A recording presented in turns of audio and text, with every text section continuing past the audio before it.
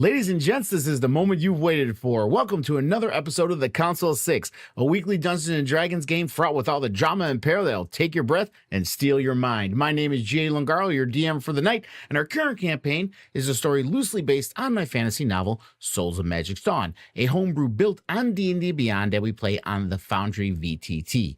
While you are watching, feel free to drop comments. Just keep in mind, we won't be responding most of the time to those comments while we are in play, as to remain immersed in the story. But please, still engage and comment as we go along. But without any further ado, are you ready to leave all that's real behind? Because there's something breaking at the brick of every wall that's holding all that you know. So tell me, do you want to go to the Council of Six? Hey! Woo! Go!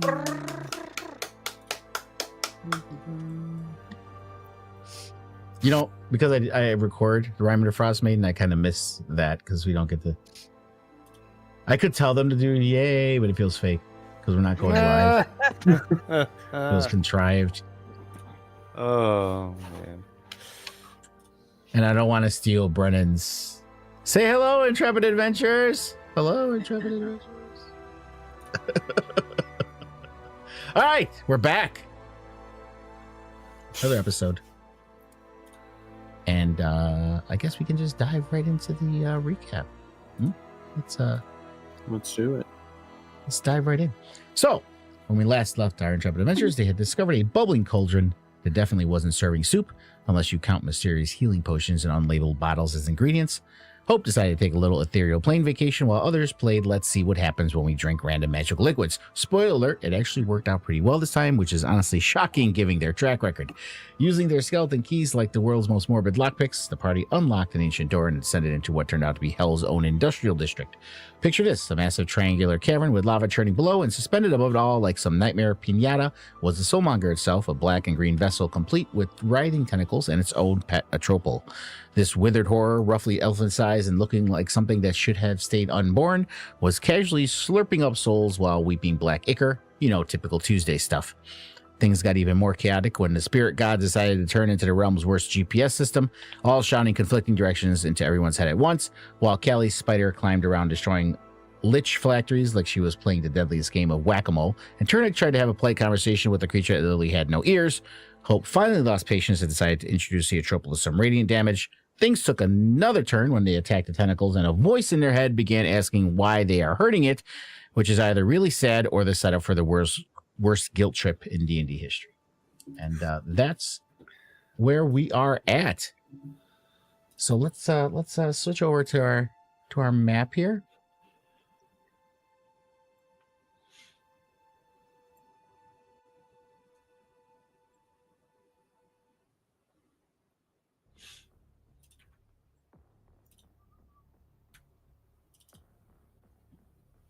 Oh, I gotta move the tentacle back. I moved it to show it to you guys where it was supposed to be, because it technically doesn't count in the moonbeam. Oh, actually, I gotta leave it there so the moonbeam doesn't hit it. We'll see if the moonbeam does its damage, Turnick, because I did update it. So hopefully it still does the damage. It remembers that we're in combat. One way to find out. But we'll see what happens.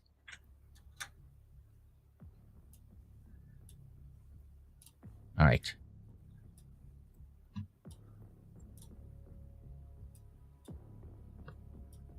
Okay, so let's unpause this dealio. So Kelly had tried to hit the tentacle with a ray of frost, and then you hear that voice saying, "Why are you trying to hurt me?" inside of all your heads. It sounded like the aboleth. No. Oh. It did not sound like the aboleth. It was a voice you had not heard at all while being in here. It sounded childlike, but not like the aboleth. It was different. Oh yeah, I thought it was the aboleth. No. I also fully thought that was the aboleth. It said it when you hit the tentacles. Yeah, that doesn't mean anything. It absolutely could have been the aboleth. The aboleth could be connected to the tentacles, sure. These tentacles are bigger than the entire aboleth. And there's four of them, and they are coming out of the soulmonger chamber. Yeah. Hey, listen, everybody has the right to theories. Some of them suck, but you know what? You have your right. Crazier things have happened in this fucking place. Okay. Yes. This is true. All right. So that was at the end of your turn, Callie. Was there anything else you were going to do, or were you going to end your turn there? No, that was it. Okay. So we will move on to the Atropos turn, and the Moonbeam does work. There you go, Turnic. It worked. Look at that. And yeah, of course, really it like the way failed. that chat pops up too. Yeah, but it did get. Oh yeah, I was talking to Chris about it. If you guys noticed with the update, you can minimize that entire bar, and the chat box is actually down at the bottom there, kind of opaque. If you hover over it, it lights up, but it does a notification pop up for everything that comes up in the chat now, so you don't have to keep the sidebar open the entire time. All right, so yeah, so the Moonbeam hits it. You hear it do this wail as the Moonbeam tears into it. Does do some damage to it, and it's kind of writhing around. Its sightless eyes kind of looking at everybody. So let's roll a little. I made a little roll table to determine who things hit. So let's roll. Talos. All right, so the die says Talos. So you see its oh, head. you're going after me. Okay. Its head kind of lob, kind of sideways and back and forth, and out of what would be its nose, you see some frost form on it, and you see this beam of cold energy come fly out at you. Oh. And I'm rolling spectacular again. Oh, but that hit. bonus though. What the hell? Oh, you might wait. Why are we seeing all that? You're seeing the. Yeah, I saw. You can see the roll. That's fine. Yeah, we saw I don't the care if roll. you see that. Yeah, saw the roll and the with the bonus and everything. Yeah, my yeah. I'm not too worried about it. I'll work on that later. Okay. I'm not overly worried about that. My main concern is that you guys don't necessarily see like ACs and stuff like that. That's my yeah. So Austin, you have a reaction to take if you don't want to take it or not take. All right. So this beam of ice energy, ray of cold, tears into you, Talos. Ouch. Cold, burr, feathers frozen, feathers frozen, ice, and feathers. That is the end of the Atropos turn. But before you go, Talos, it's also going to use a legendary action. Of course he is. And we will roll a D2. Let's see if it's going to go a 1. We're looking at the platform with Callie and Talos. 2, it's a platform up by Marie and Turnic and Barrick. Oh, it's staying on this edge. Damn. Okay, it actually did roll, but the coin didn't fall. Okay, it's a 2. All right, so it's going to be up here. All right, so you see it's kind of no eye having self, kind of blinks.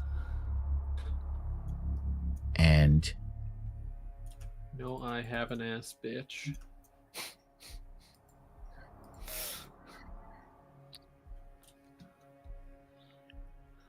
Okay, it's targeting people. It shouldn't target people, but we will do this anyway. So let's see, make sure it doesn't. Turnic, you didn't move further enough away. You should move further.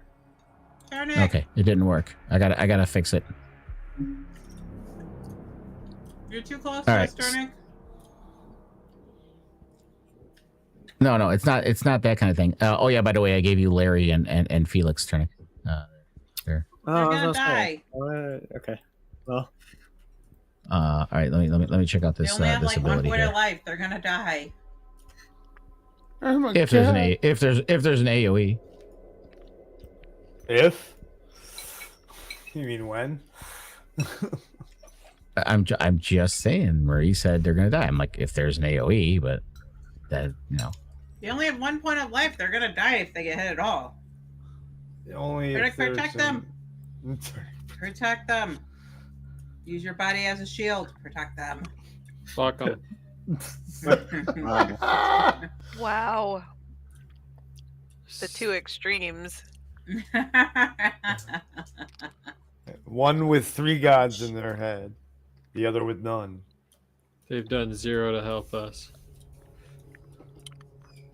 Hey, I kind of Actually, like my that's- guys. okay. They helped me out a lot. All right, let's see For if for Harmony, they've been this for- works. For Dude, for me Callie, the too. gods Callie's had.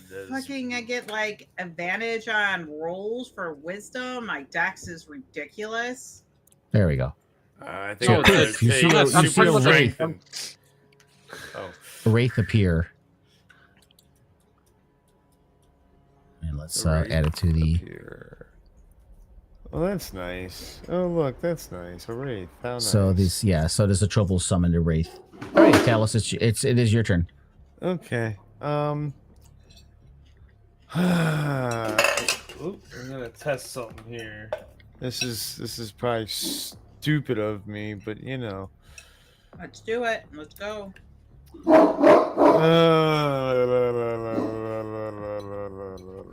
But I'm not supposed to veer off what my normal routine is, and I don't. Hold on, I'm gonna mute while I think. While he's thinking that, I want to mention Turnic. When Turnic, you saw when your moonbeam went off, it did hit the Atropal, obviously. But you saw that after it hit the Atropal, because moonbeam goes like through everything. But you saw it hit after it went through the Atropal. You saw it hit the Soulmonger's chamber, and it kind of dissipated when it hit the chamber. So the chamber, the moonbeam did not penetrate the chamber the Soulmonger's in. Interesting. We'll determine if that's a good or bad thing later. This is a bad idea. This is a bad idea. This is a bad idea. But this is what Talos would do. This is a bad idea. But this is what Talos would do. All right. Here I go to fly 10 feet in the air and fly over here and pull out the old snipperoonies and hiya. Hey, hey, hey. Okay. So yeah, it tears into the Atropal. Let's do it, Snips. Whatoo?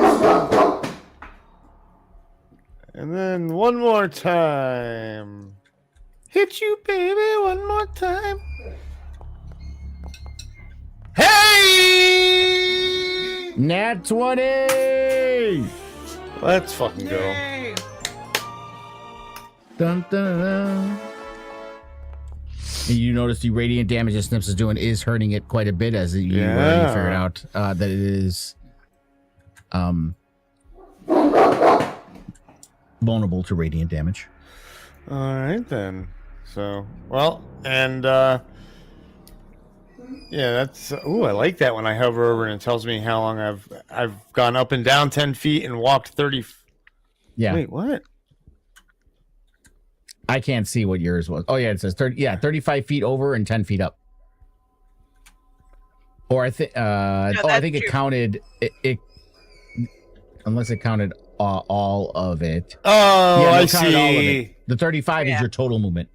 Oh, you're right. You're right. Oh, so I have 5 more. It says you moved. It says you moved 35 feet. 10 feet Oh of that. yeah, look at that. Oh, this is cool. All Yeah. right. There. And you can't attack. You can't opportunity attack me because I'm mobile. Haha. And then Mobile flourish. No, just it's with feet, mobile, nothing to do with Oh yeah, flourishing. mobile. Yeah, that's right. Yeah, I don't have any flourishes available right now, unfortunately, end of turn. Okay. So the tentacles, you see they're just kind of writhing there. Callie did attack it, but it missed when it attacked it. So the tentacles are just kind of writhing. Barrick. He now has 2 hands. The tentacles aren't doing anything? Yeah. No. Well, that's so convenient. I am going to make myself a bigger target. Uh-oh. He's going to be a big boy again. Mm-hmm. And just for fun, I'm going to put everything I have into smashing this square. I can't target it. No, you can't. I can give you something to target. So you want to hit the I want to the bash the adamantine. shit out of this Okay. stone. The stone give that me is one. around the adamantine.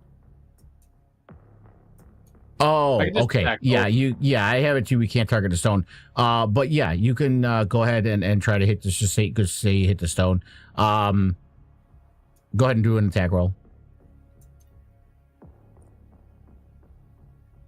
A 2-hit roll?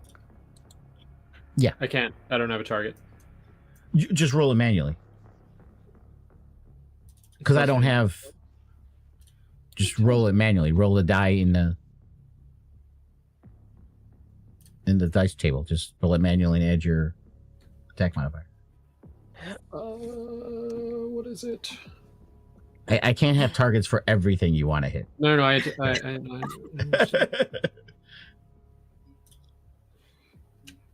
Plus. So yeah, so whatever your attack is, just roll it I manually. know. I know what you're saying. So 18. Okay. Yeah, so it hits, and you hit the stone, and it just kind of you see a few chips come up. This stone is very dense. You did crack the tile, but the stone underneath it is the entire foundation. My turn is going to be just doing it all 3 times for all 3 of my attacks. Right. It's the let me explain. So it's the foundational turn. So you did crack the tile. The tile was just like a regular tile, like a half-inch thick, and it cracked off. But you do see that the bolts are still going deep into the earth. So what you're basically doing is like hitting the side of a mountain. Yeah. Okay.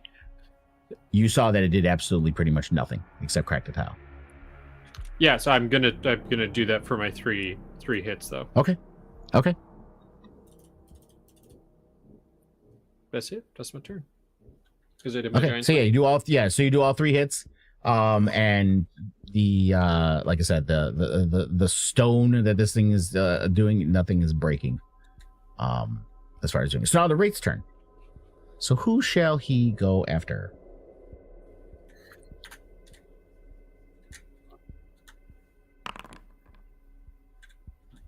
Okay, it's not gonna be Talos because Talos isn't here.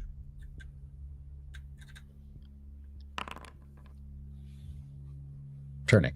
Okay. All right. So this Wraith kind of lumbers over to you, Turnic. Lumbering And he's gonna reach out and touchy. I didn't consent. He doesn't care about consent. He's Harvey Wraithstein.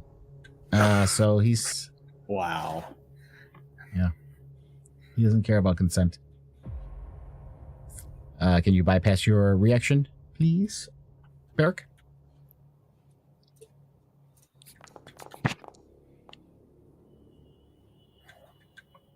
You feel this thing start to suck out your life force, Turnic. Constitution saving throw, which Turnic is a master at. Haha. All right.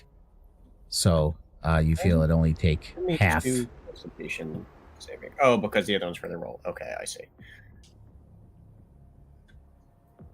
Well, the other one's for Moonbeam, right? Because you have concentration. Yeah, I didn't realize I had a roll for his attack, so I thought the first one was Yeah. for my moon. I see.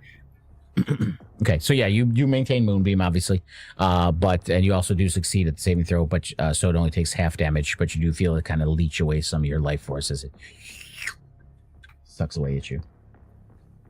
Oh, you see a Wraith appear here now, and it's fucking with Turnic. You see Beric just losing his shit and bashing the mountain under you. Okay. I'm going to use the only thing I know that kills this little stupid thing. I have. We're gonna do guiding bolt again. Let's go. Okay.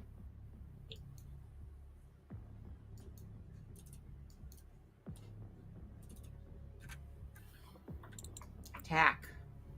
Attack. Ah, bogus. So close. So Wait, it does hit. Wait, it didn't have my modifier. Why didn't it do that? It did last time. What the heck? What What are you talking about? D8. For what?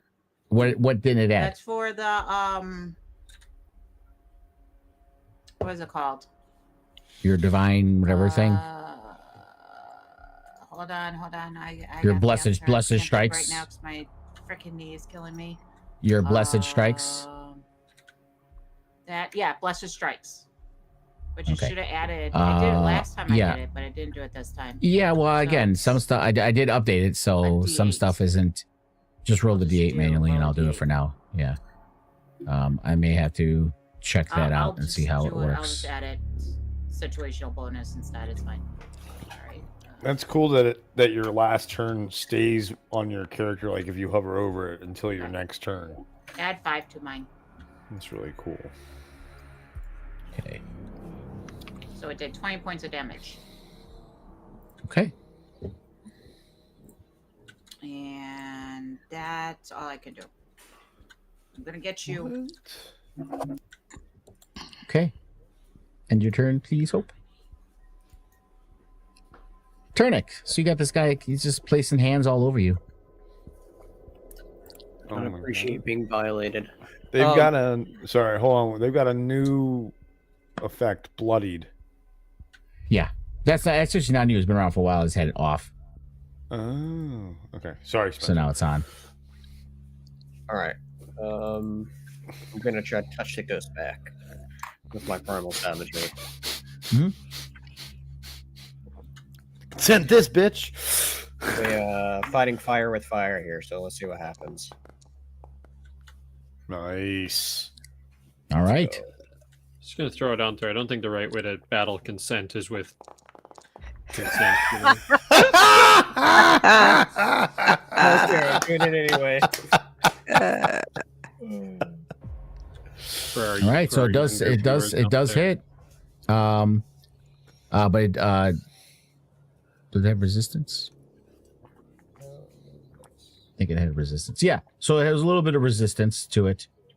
But you do hit it as it only takes half of that acid damage.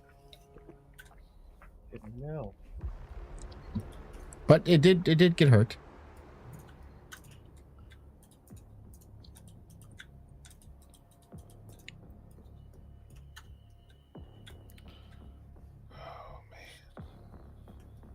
Well, then that is my turn, as I'm gonna stand and fight and protect Larry and Felix, as they matter just as much as everybody else. So, Don't worry about me, guys. I'm just gonna fight this wraith. Kelly. Again, you notice that you're the one that did attack that tentacle. The attack didn't miss. But you are very cognizant, especially since it was your attack, that those tentacles, which again are attached to almost seemingly attached to or coming out of that soulmonger chamber.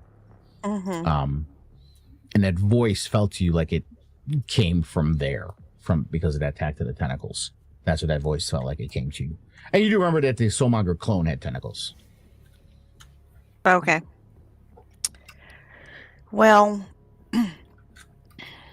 Kelly is gonna try a thing. So she's going to do her spell, and she's gonna just aim it at the atropal, or the atropal. So that's the intention. When you think of it, I have a feeling that the name of this came from atrophy. So atropal may be correct, or atropal may be correct. I It's don't know. Atrophy. Well, I'm just trying to be consistent with what you have said. Yeah, I pronounce things the way I want to pronounce them, so I don't give a fuck. Like Skelecock, you know. Just like Skelecock. Good old skeleton. And I was like, at the beginning, I was pronouncing the main guy who created this place, I was calling him Asarak when it's not. It's a Sararak. That's the correct pronunciation is a Sararak. Like a Sarah rack. Yeah, because it's Okay. Ace. It's like Ace, ACE, then RERAK. So it's a Yeah, Sararak. there are the two R's. Yeah. Okay, Yeah. cool. Sarah rack. Nice. Oh, Just- there's some shit Did I- happening. Why Did I is there two why, templates? Yeah, why am I? There should not be it two cast- templates. There is. Yeah, and Okay. it targeted me. Yeah, it did lightning bolt Did it take any damage from me then? No. twice. It seems like. Yeah, there's two templates here, Callie. Okay, I don't know what the hell How happened. did that? Yeah, so I am going to give everything back its hit points, and then you can do that. You could try that again. So we can figure out exactly what occurred there. Just give me 1 second here while It's weird. hit One of the points back to templates things. went through me, but it didn't target me. So it makes me feel like everything that happened was proper. But lightning bolt should only have one line, and I don't, like I said, I don't know what happened there. I mean, let me see. yeah, because I do have a new effect on me now. Hold on. And yeah, Negative because she. energy aura. Which way were you trying to do it? You were trying to hit the Atropos, so it's supposed to be diagonal, right? There's no Yeah. reason why these two down here should have gotten hit, so it did do it twice. No, but well, and and it yeah. it took out. It hit. Apparently, it hit two tentacles. Yeah, but it hit this tentacle down here That. Oh well. and Okay. this one here. Weird. Well, what happened to Yeah. this one that used to be right here? Well, that one you did at an angle, so that was in the that was technically in the path of the lightning bolt. Okay. There is an elevation deal going on here, but they're doing this kind of stuff, so we'll say that they're kind of at the same level too. So yeah, if you're doing that line, you're hitting the tentacle and the atropal. Did you want it to do that? Was that your intention? Yeah, might as well. Okay, I just want to make sure if that was your intention. Okay, so we'll leave the damage on the atropal. If it was that big and in the way, or in the line that it grazed it, like, it would make sense if it was in the way. You know what I'm saying? Yeah. You know what I think happened? I think the ones down here that took damage, I think they took harder storm damage for some fucking reason.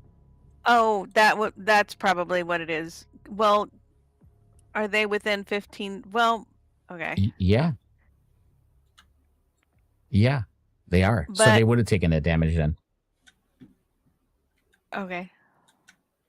It had me roll this for one, it.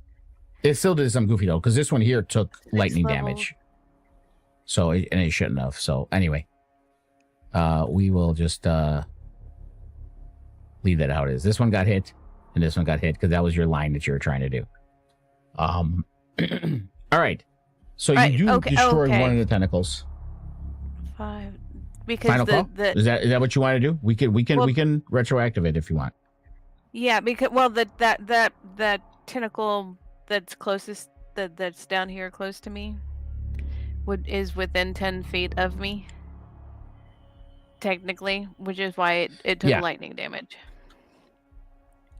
from Heart of the Storm. It's right. When I said lightning damage, I meant from the lightning bolt. Oh, okay. Yeah, like this one down here took 15 points of damage from lightning bolt. Yeah, which is weird because I did not at all target that bottom right one. Yeah, but there was two templates. That's why I was confused. Right, that's so why. I didn't know. At any rate. Okay. Okay. So yeah, you do that. So tell us what happens here. So just Talos, watch out, and lightning just encompasses me and shoots out from my hands. And it kind of goes all across the tentacle and then up through the atropal. And I'm not sure what and then it just keeps going in that Yeah, that it line. flies right by Turnic. Yeah. Well, yeah, but I was careful about my angle there. So as you do that, the tentacle you see kind of explodes, right? And Atropal screams. But as that tentacle explodes, all of you once again hear that voice in your head going, "Ah, why are you hurting me? Stop hurting me." We did try to talk to this thing, didn't we? You tried talking to the Atropal. That's what I'm saying. Maybe it's not the Atropal that's talking.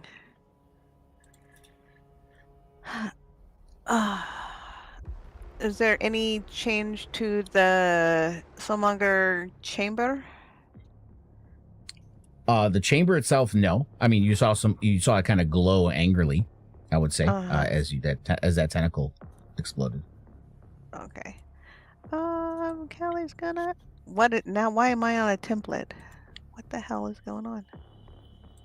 I don't see a template on you, so I don't know. Well, yeah, I can't. Refresh, Callie. Just refresh. I'll end your turn, Yeah. and we will. Well, I Move on. wanted to move. Oh, I'll move you. Just tell me where you wanted to move to, Okay. or you can. Yeah. I wanted to move kind of back to the back wall. Okay, I'll as move. soon as Yeah, as soon I'll as move it- you. So you tell me if that's the right spot Okay. when you get back. Yeah. Get all this stuff out of my way. Yeah. Yeah, that's good enough. All right. Okay. So the moonbeam tears into this Atropal. But before it actually did that, it was going to use a legendary action. So it's going to use this legendary action now. This is technically happening before, at the end of Callie's turn, before its turn. Mhm. Okay. And it will. Let's roll here again. Shit. Oof. Oof. It's Kelly. All right. Which kind of makes sense since you're hurting it. So it kind of, you see it's kind of lidless eyes. His head kind of just turns towards you. And you feel this dark energy start to flow out of the ichor that's kind of dripping from its mouth. You see it kind of coalesce. And kind of like how Venom's tentacles are, you see these kind of like veins and stuff kind of just start to reach out towards you, this necrotic Oh shit. force come at you, and it latches onto you as it tries to. Why is it a template? I hope it only hits you.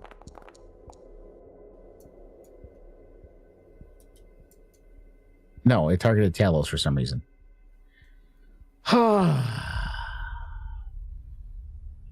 Okay. Just roll that Talos and then put your life back on if it takes damage from you. I gotta check this. Damn, 34 and 88 is crazy.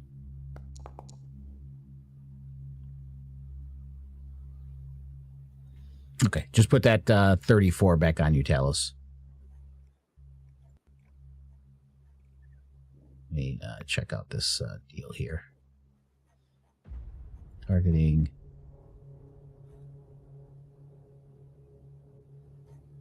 Okay, no, it's not a radius. It's supposed to be 120 feet from you. It's not a radius. What are you doing? That's why.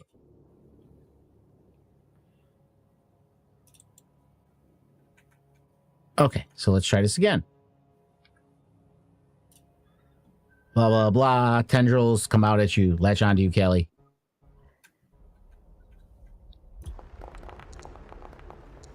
There we go. Now go ahead and do your Constitution saving throw. He rolled better this time.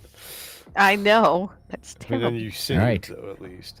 Yeah, Yeah. so you do save, but you feel it kind of like you see her skin, her dark wood elf skin kind of start to pale, and you see these black vein tendrils under her skin pulsate as it, and you see it kind of just drain out some of her life. Fucking gnarly. And the trouble gains those hit points back. Oh. And it didn't add it on him. I got to fix that spell. All right, so that was 19. So the trouble drains that life from you, Callie. You see it kind of pulsate and go into it. It goes into your trouble. So that was its legendary action. Oh, that wasn't even its fucking turn? Jeez. No, Yeah. that was his legendary Oh action. my god, I'm gonna die.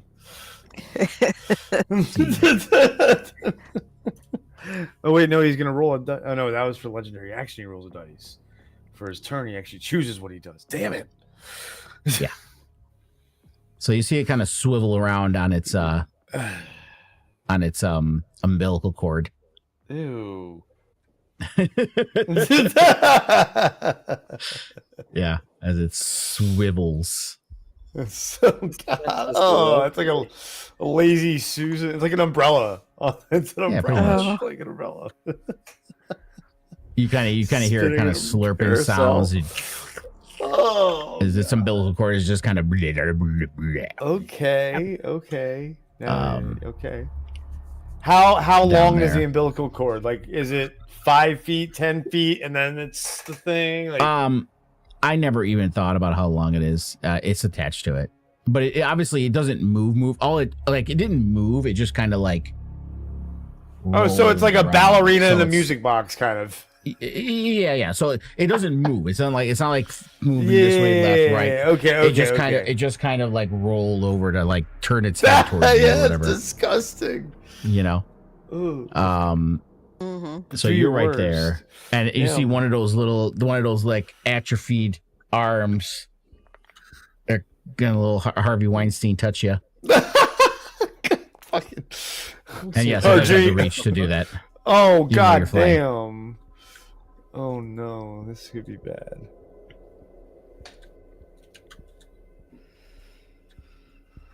Oh boy. Roll your worst. Roll the damage. Drop the your reaction, Beric. I'll use that on. Oh, okay. Just fuck. I realize it's probably not going to matter. Well, yeah, it's. Yeah, it did not. Oh, well. Oh boy.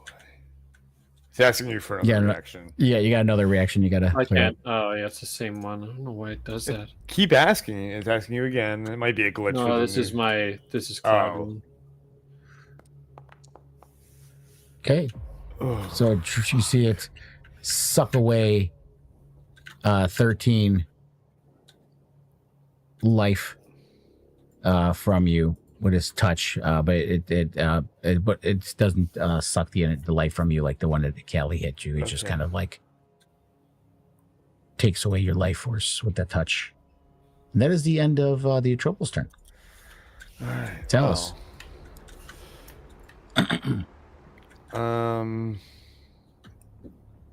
Yeah. So it's like, hi there, dude. So yeah. I'm gonna take some snippety snips here and snippety snip. I'm gonna aim for the umbilical cord too. So okay. Oh yeah. Let's go. Okay. Yeah, so you managed to hit it. Hitting the umbilical cord is the same thing as hitting its body. It doesn't seem like it can sever or anything. Dang it. You hit the umbilical cord, but it does take the damage, but it seems like it It takes bounces. it rather It's like a than- bobblehead. Yeah. Right. All right. All right, Snips. Do your worst. Ha ha ha ha. Nat 20! Nice.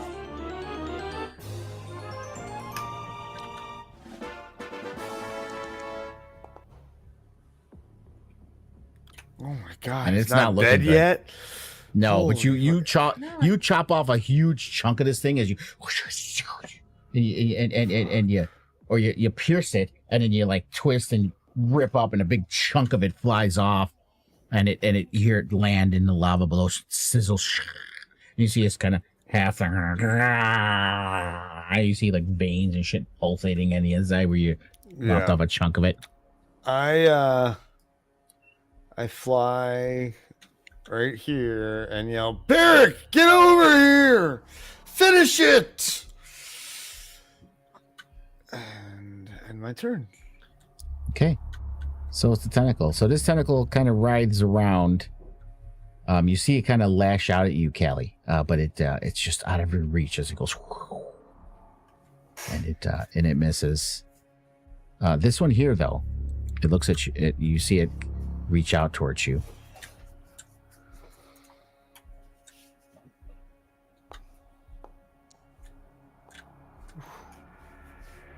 Kind of nice seeing your rolls.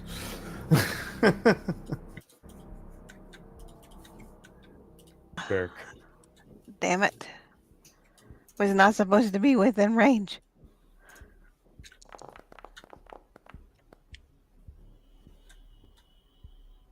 Damn it. Callie is not looking good.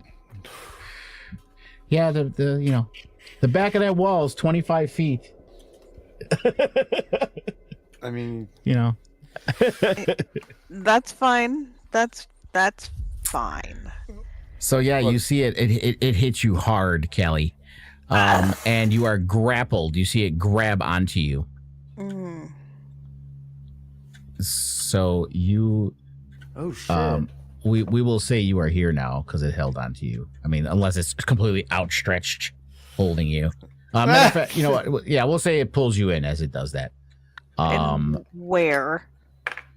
It's just holding you in the air, right above that strut. Okay, I'm over the strut. You're in this. Yeah, yes. Currently, you are over the strut. So you are grappled and restrained.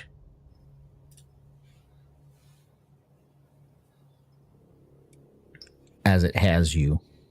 The escape DC, it's a DC 18 escape. So you can do that on your turn if you try to get away from it.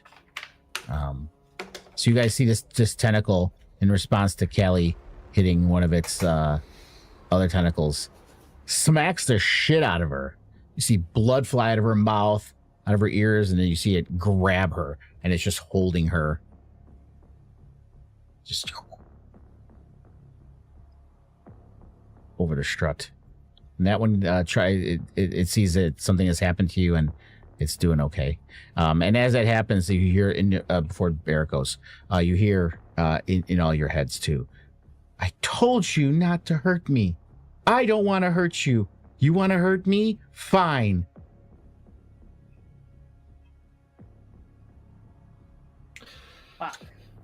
Well,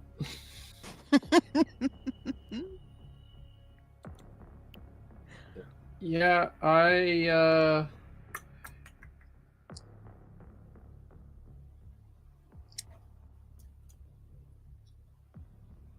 do I want to hurt it is the question. Well, no, this I don't think is this. And this is about to die. So if you come right here, you get a nice advantage and we'll fuck it up. Well, see, the nice thing is, your 10-foot reach, yeah. You can get one. I was just say, can I just I want to step 1 foot onto the thing. I don't know how wide this thing is. Yeah, it's 5 foot wide, but your feet aren't. Even though you're huge, your feet aren't bigger than 5 feet. Yeah, you can still walk on it. Am I gonna get? And it does seem this this adamantine strut seems it is holding your weight. Fine. And there's no check for it. Like I said, it's wide. Because Talos is within melee. He is 10 feet in the air. However, yeah, but he's 10 feet up though. Because I already don't argue. I already said I'll let him have it. Please, just let him think. I already said that. Sorry, I don't need the arguments. I was just Just Yeah, as yeah. Let's go.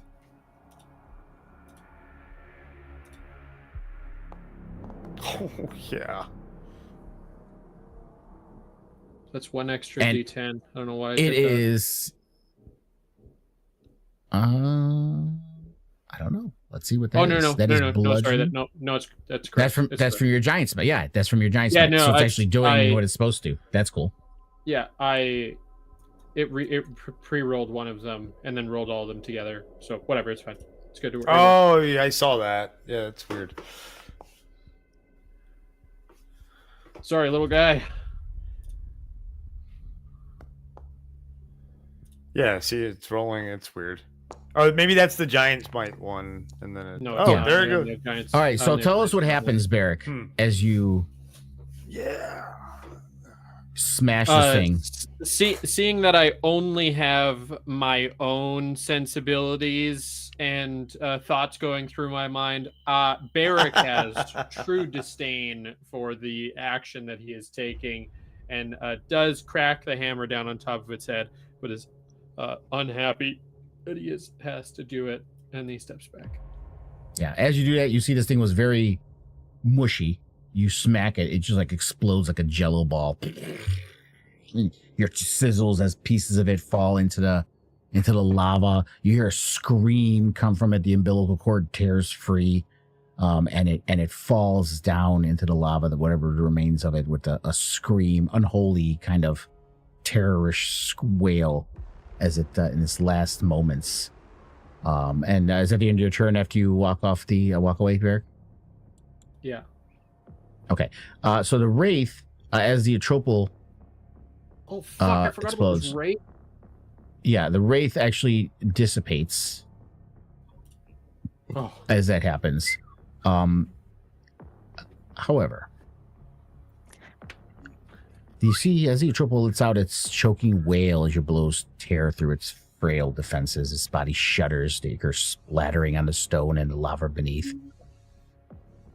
And it falls. Then you hear silence for a moment, except for a few faint sizzles. And then out of the darkness, out of the quiet, the darkness answers. A wave of power surges across the chamber. Eutropal vanishes, whatever remains of it, into the lava. You see a skeletal figure coalesces from the archway in the balcony opposite of your entry point.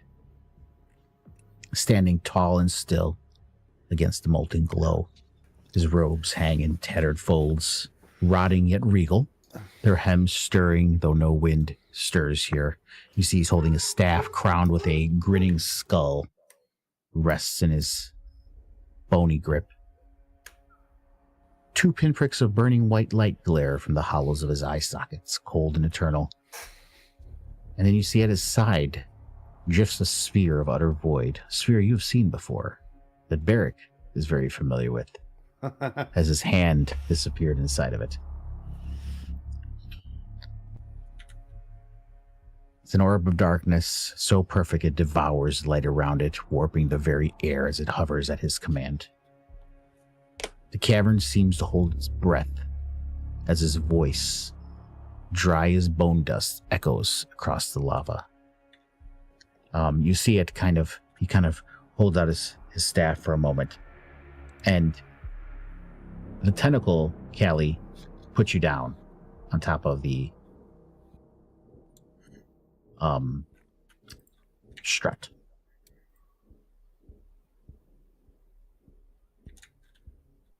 And his gaze looks at all of you. You hear his voice. You would strike down a thing you do not comprehend. You would unmake a chain without asking whom it binds. Foolish children, pawns of gods who lie to you. How predictable. How blind. Do you even know what lies before you? That creature you sought to slay is not a beast, not a machine, not some invention of cruelty. And he's pointing right now to the Soulmonger chamber, not the Trouble. And yet, you've been sent here to destroy him. Ordered like lapdogs to snap your jaws around the throat of one who has never drawn breath freely. Tell me, why? Because your gods commanded it? Because they wrapped their commands in silk and told you it was righteousness? And his eyes kind of look over all of you. And they stop on Kelly. Calliope, your loyalties are with the art, noble and dutiful indeed. Trained by what many claim to be the greatest mage to ever walk Tinil'Gan, he of the mythical Shay, Azrael. We shall return to him in a moment, but even now, your mage's council whispers in your ear, urging you to claim the Soulmonger as if he were some trinket to be bartered. They know he is a living being, and yet they still hunger for him. These are the allies you champion. His eyes darts quickly over to Hope. Hope, Iran told you the Soulmonger was her property, did she not? That it belonged to her. Yet she failed to tell you it was her own son. Her child. She caged him in her underworld for eons, never once letting him see the world, never once calling him by his true name, Melano. That is the goddess you obey. A mother who has imprisoned her own blood. This is his name, by the way. Oh, it came out of Callie's mouth. Great. Callie, how do you know that name? And then the told it to me. eyes shoot over to Barrick. And your god, Govnu, the righteous smith, the steadfast father of your people. He told you to destroy the Soulmonger, smash it, unmake it. He spoke with conviction, with righteousness. But did he tell you why? Did he admit that Melano is his son as well? For Melano is his child, the offspring of Iran and Govnu both. He would see his son obliterated rather than free, because to free him would unravel the order he himself has upheld. That is not righteousness, that is cowardice masquerading as duty. And then he turns around and looks at Talos in the middle. Ah, Talos, your heart burns brightest of all. You walk in Arduina's gleaming light, yet even she, radiant and pure, keeps the secret buried. She knows. She has always known. The truth of the Soulmonger. The truth of Melano, but she has chosen silence. She prizes order above freedom. Silence above compassion. She would keep Melano in chains, not because she cannot free him, but because she will not. Because the world might shift, might change, might defy the order the gods have clung to since the dawn of time. His eyes look over at Turnic. You are Enigma. I wish I could have something to say to you, but oddly I don't. Perhaps it has something to do with Ceridwen. I'd like to say something nasty about him as well, but that god is an odd one. At any rate, and he looks at all of you. As for Azrael, it is he who gathered you all together, the vaulted, unlikely heroes of the prophecy. I will assume he did not bother to tell you the prophecy he regaled you with as a farce. And he looks at Callie pointedly at this point too. He has lied to you. Oh, I see it in your faces. This must yet be another trick, another misdirect from a minion of Leto. I assure you it is not. I do not mean to mislead you. You and others that have come before you are indeed in the prophecy, but that is all Azrael told you. He failed to tell you the rest. Your part in the prophecy is minor, if I'm to be honest. That is why it has repeated itself numerous times over the eons with other similar heroes. Unable to fulfill itself, for it waits for the last momentous event. One Leto has until now failed to bring to fruition. The harbinger of chaos. a female born of the blood of magic and the divine, the one who will herald his final victory. Leto has tried to replicate it throughout history and has always failed. My lord, if anything, is impatient. He tried it again most recently with your sister Hope, Faith. She held much promise, but he knew she was not the one.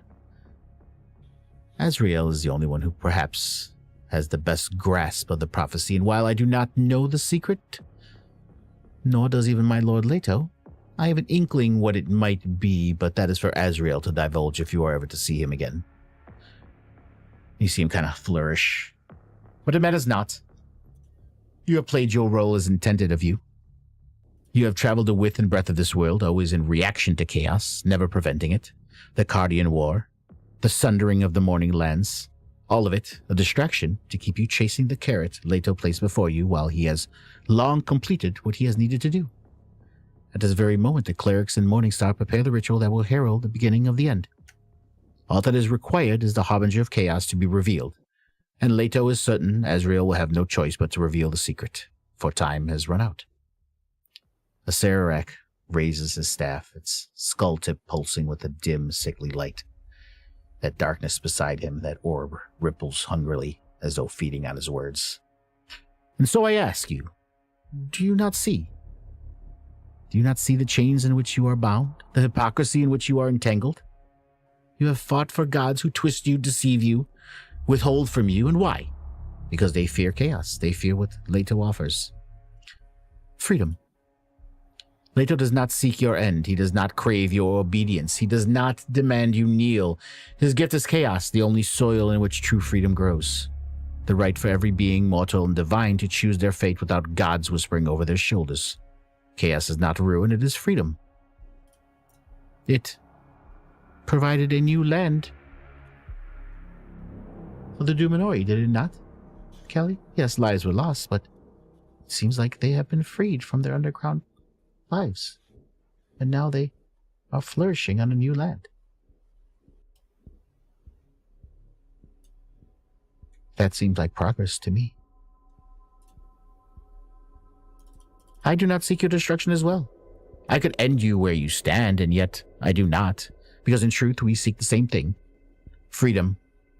Freedom for Melano, for the people of Tinil'Gan, for you, to see the old order broken, and in its place freedom. For him, for you, for all. So tell me, the unlikely heroes of Tinil'Gan, after all you have seen, after all you know, whose side of history will you truly stand upon?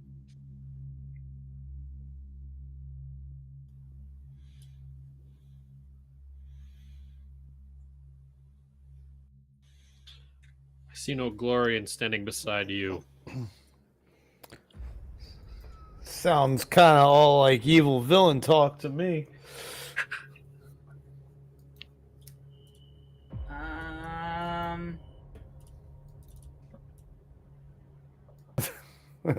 It's Hope's response. Love it. I want to do something, but I'm not sure if I can at this moment. Well, ask the DM. I want to Tell us, Eric, what you want to do. I want to use my divine divinity or divine intervention and summon my god. Yes, you can, you're more than free to use your abilities. But let's do a little, let's do some other stuff here. Let's have some people talk about some stuff, and then let people respond, and then we will come back to that, Hope. But yes, you definitely can do that. Okay. I just realized what we were hurting. Yeah. To Talos, who said sounds like some lion, what was his exact words? Evil Guy, villain. Yeah. Evil villain plan talk. You see Sarah kind of tilts his skull slightly, the pinpricks of light in his eyes flickering like dying stars. The reflex of the faithful. Denial. I expected no less. Your gods have trained you well. When truth cuts too deep, you call it blasphemy. When the wound festers, you pretend not to bleed. Tell me, if I am lying, why do your divine masters stay silent? Why did they not speak through you now, here, at the threshold of your great secret? They cannot. They free will. They gave us free will, Hey, you left out the part where you conquered villages, kidnapped people, took lives that didn't need to be taken. But maybe I thought I'm wrong and think that's all evil bad guy stuff. And have your gods not allowed people to die? Allowing I have people to seen die it. and bringing somebody's death at your own hands are very different situations, and you know that better than anyone. Well said, Beric. We're Hope is here just in standing your there shocked. we're here in your shrine of trickery and deceit. Oh. Berg's hate this crap. Do I have my proclivities like others do? Certainly. But I am not a god. We know. I'm just telling you what Leto's role in this is. But Yeah. were you not sent here, Beric, to destroy this whole manga? To destroy Melino? Govnew's son? Hope? Were you not here to do the opposite? And to retrieve it and return it like some piece of property? For Melino to cage and put on her shelf? Or for Iran to cage and put on her shelf? Kelly, Hope is so shocked that she just falls to her knees. were you not supposed to bring this back to the Mages Council? You're looking at me like I don't know that Govnew fucks. and wants you to kill his child. Listen, I don't like any of my family, and knowing that I might be in some weird, odd way just slightly related to Hope is, well, it actually makes a lot of things make a lot of sense. You threw me in a fucking dungeon of trickery and deceit and bullshit for 9 months. What do you mean what happened to Beric? Sararak does notice a little blanchness in Callie's face. I feel Callie seems to be the most conflicted. Would that be correct? Calliope.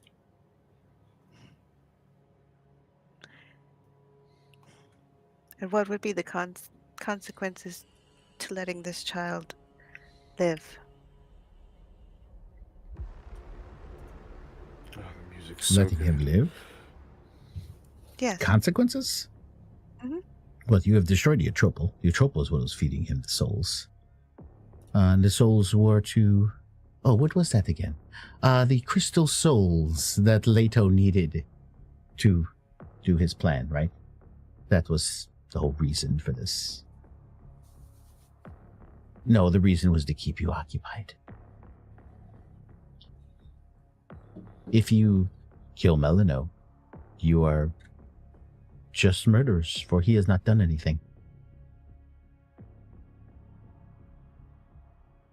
What part do you play in this grander vision then, Sararak? Tell us that. Sounds like he's just a henchman.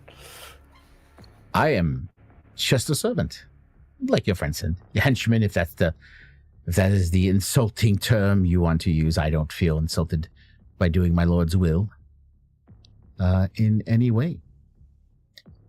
You don't feel insulted by doing your Lord's will, and yet you besmirch us for following the will that is imposed upon us by our lords. See, Leto hasn't. Everything I've done, and everything Leto has told me, has been the truth. Your gods have deceived, have lied, have used you as Truth pawns. from your perspective, Leto's bidding destroyed everything that I hold dear in this world. Everything. Oh, are you speaking about the destruction in the Underdark? And speaking, was it not you who brought that fortress down upon their heads? I wouldn't have had to do that if Leto hadn't imposed his will upon my place. So you are judge, jury, and executioner for all your people, and you decide who they should listen to. Is that what you mean? Absolutely not. Seems to me I those that decided were to following stand up. Zardarok had made their choice, and you decided to take their free will away from them. They made their choice. Correct. They made their choice. The choice wasn't made for them. So if I have to stop Yes. them from hurting my family and my home, that is something that I am happy to do. That is something that I have no problem falling asleep at night knowing I had a hand in. We all make excuses, don't we? I understand. You I have no made my problem. peace with the decisions that I have made.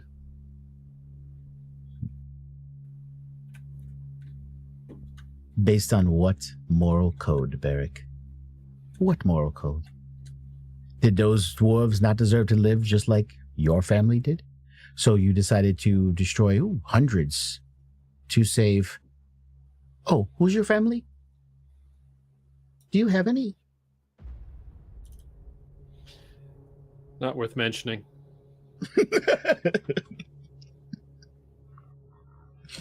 Ah. I fail to see the... How do I say it? The legitimacy of your justification. Who have I Wasn't hurt so far? justifying Let's anything. think about this. You came into my domain.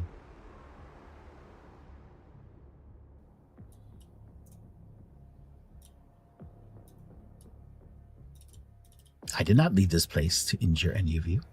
What are the gods in our head saying? Nothing. Those are the trickster gods. Fuck.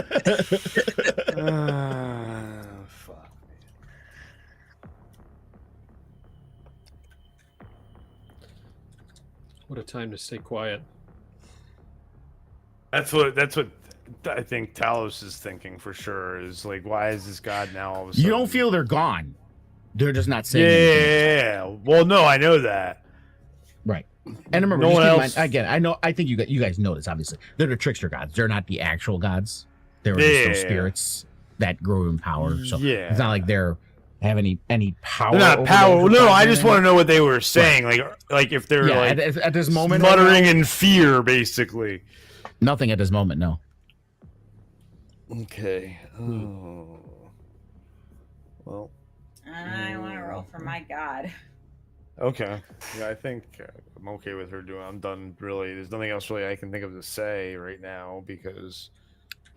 Yeah. If you want to burn your spell slot to do that, Hope, Yeah, I do. go right ahead. Turnic, what do I have to- while you're doing that, Turnic, did you have anything you wanted to say? Not necessarily. Turnic is just left contemplating. Turnic has always been somebody that is always very open-minded, and so he's kind of taking those words and considering them. Not necessarily saying like it's like betraying anybody, but thinking in a way of like, well, maybe we should reevaluate some things, and so just kind of keeping everything to himself. Yeah. Okay. Sounds good. All right. I hope if you want to use that, go ahead. I do. What do I have to roll? It's a D100. Yeah. Yes. What do I have Let to me roll look for? at it here. It's not a spell slot, by the way. It's just long rest ability. Imploring your DD's aid requires you to use your action. Describe, and you're actually at the top of the order. I haven't added Sararak to it because you guys haven't done anything to him yet. But so this would be your turn in the encounter tracker. Imploring your DD's aid requires you to use your action. Describe the assistance you seek and roll the percentile dice. If you roll a number equal to or lower than your cleric level, your deity intervenes. The DM chooses the nature of the intervention, and the effect of any cleric spell or cleric domain spell would be appropriate. If your deity intervenes, you can't use the feature again for 7 days. You did use this, but I'm sure it was over a week ago. It's hard to tell time in this when 1 day has been 6 months in real life. Pretty much. But yeah, you can go ahead and burn that usage and then roll the D100. So it has So to I have to be get 13, over- 13 or lower. 13 or lower? Your cleric level. You're a level 13 cleric. If you roll a number equal to or lower than your cleric level, your deity intervenes. So 13 or lower. This is one of those where a nat 1 is great. Right. Yep. All right, let's do this.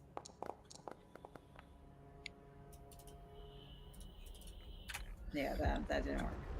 Okay, so well, tell us what you do, Hope. How does this divine intervention? I'm sure there's some prayer going on here. What do you do? Yeah.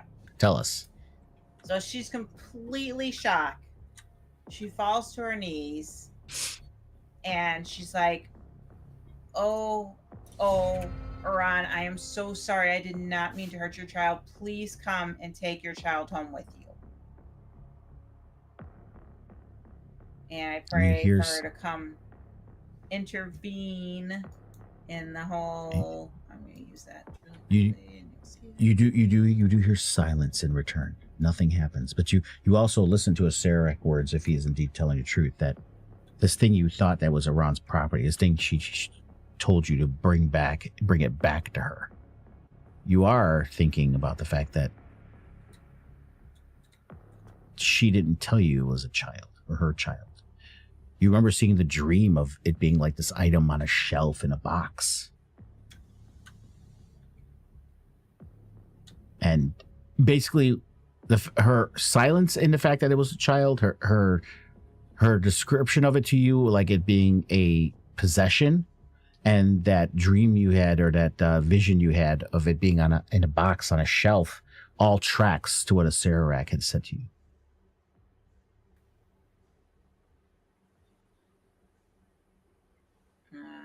But I tried to call for her and she couldn't come. So that's my turn.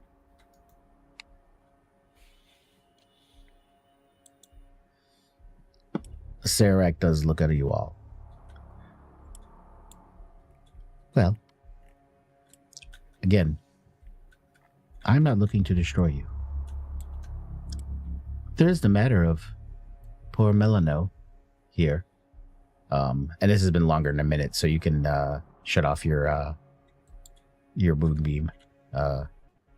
Break your concentration on moonbeam. Turnic. Yeah, any effects that are on you now, because he's been talking to you for longer than a minute. And I don't feel like moving rounds over like 20 rounds to make those change.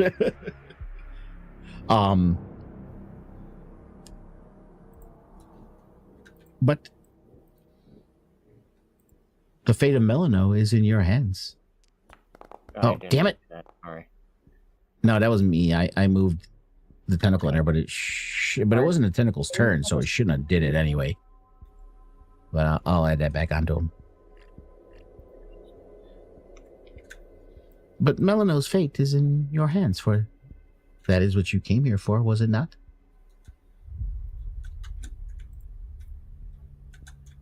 I'm curious to see what that fate will be.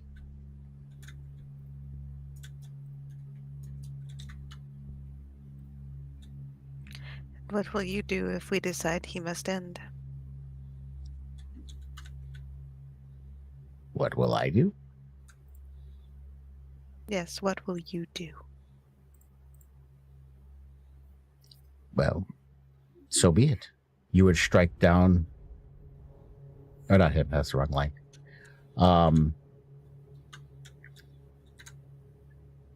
Yeah, with that, he's like,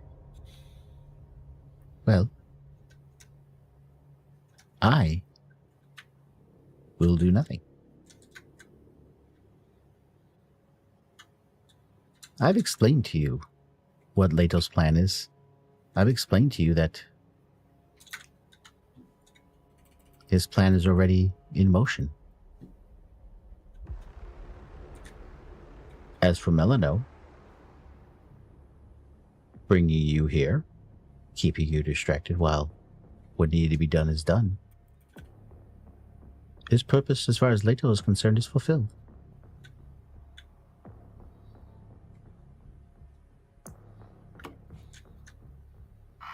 Fucking gods.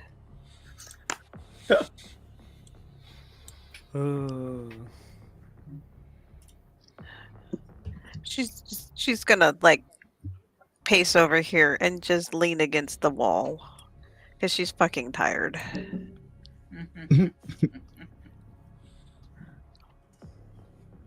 And those effects shouldn't be on you anymore. The trouble's dead, so it shouldn't. Let me get rid of him and see if that.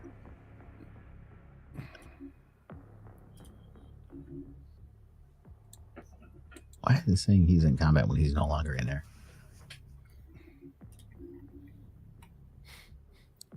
Okay, well, it didn't shut off. You can shut off those effects, the healing effects. You guys can heal if you want to. If you go into your effect, you can shut off the negative. Not shut. Don't disable it. Go to the dots and delete it. Delete it. Yeah. Yeah.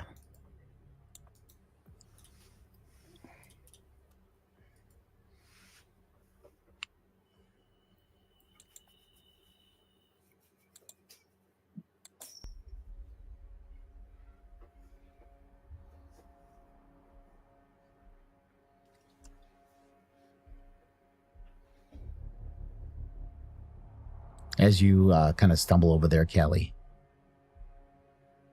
you see a Serac.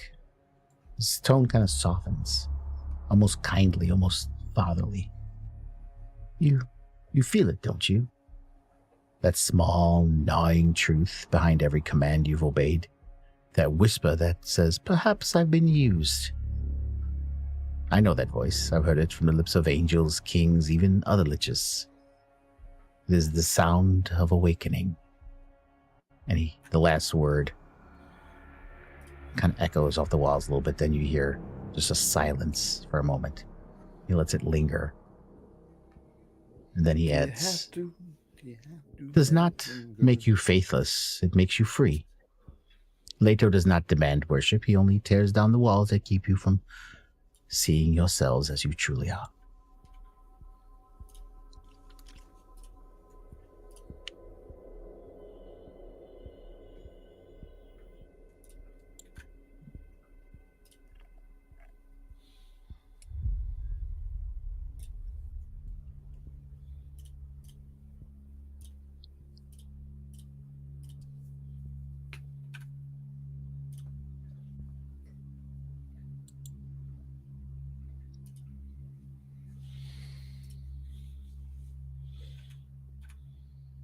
This is one of those times I don't mind the silence because you guys are like, we kill things. What the fuck are we supposed to do?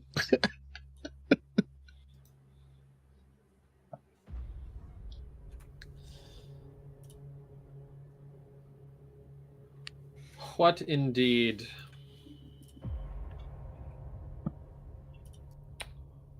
So you just leave? That's what you're telling us? If you wish to leave Melano here to remain in his chamber over a lava pit for eternity, then leave. I don't know if we can allow that. But that tells me all I needed to know about you and your I'm righteousness. just asking. I'm just working out the options here. You know, A, B, C, D. What does Melano want? Is that who was talking to us, probably? Or was Can we it speak to him? That voice in your mind? Yes, that definitely was him. Okay. We tried speaking to him at the beginning, but he did not respond. Well, he only responds to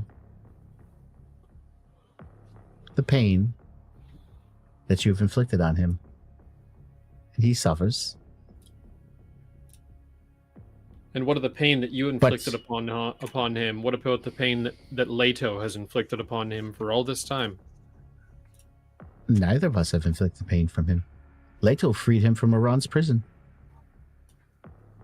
So this was him and living his greatest life.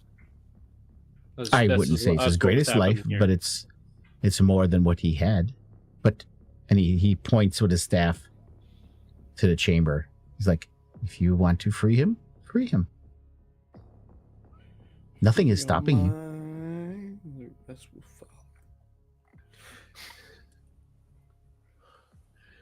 The chamber is not something we can target, is it? No, but you do see that there is like a on top. There's a wheel that you can like turn to open the chamber. Oh, okay.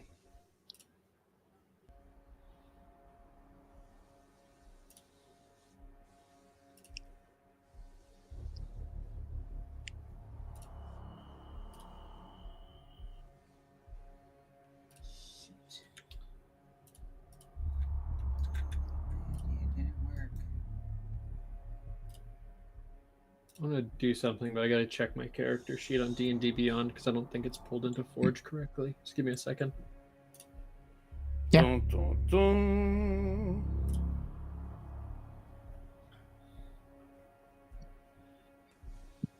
Ah, crap.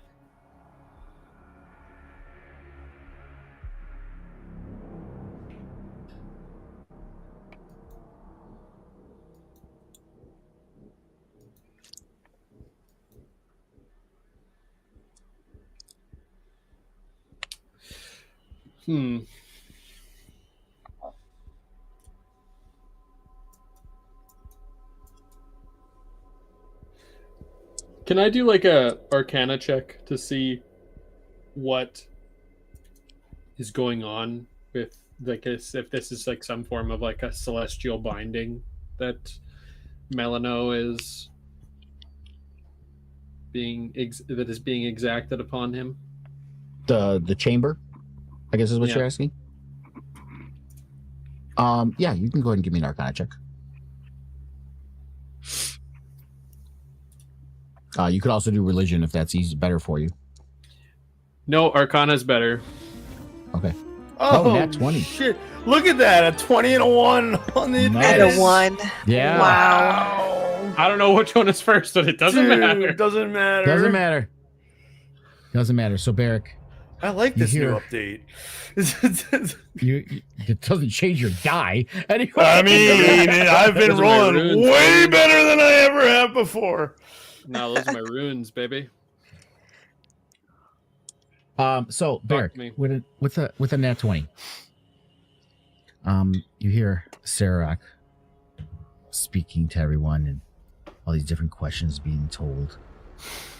And you see Hope was doing a prayer and kind of almost in desperation, unable to get a hold of her God. And you see Turnick doing a long think, but distant. That's uncharacteristic of Turnick. Yes. You see Callie sitting down against the wall, injured severely, bleeding, almost looking defeated, as confused as you've ever seen her before. Talos is kind of flying around, pacing. Like, we're supposed to do something, but I don't know what it is, kind of mumbling to himself. As he's going back and forth. And as this is all happening, the words kind of like drown out in the background too, as your eyes just focus on the chamber in front of you. You see the tentacles, the 3 remaining ones, kind of still writhing in and out. And you do see that they go into the chamber. So they do seem to be part of Melano. The chamber itself, you do see that it has a glow. And there does seem to be a divine magical energy around it. One that keeps it sealed. You can see the divine runes clearly. And you could see on that wheel that the runes are in order. And all you do is simply turn the wheel counterclockwise, and it'll release the runes that keep them in there. You do notice that none of the runes are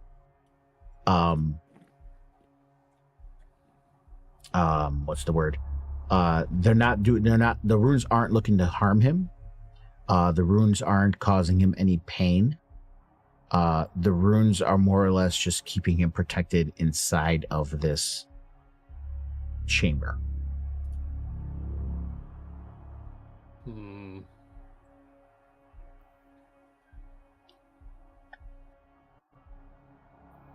And with that nat 20 and everything else you're seeing, you like I said, this you kind of looking at it before, you see those adamantine struts which are holding it, and they're made to be very strong to hold it.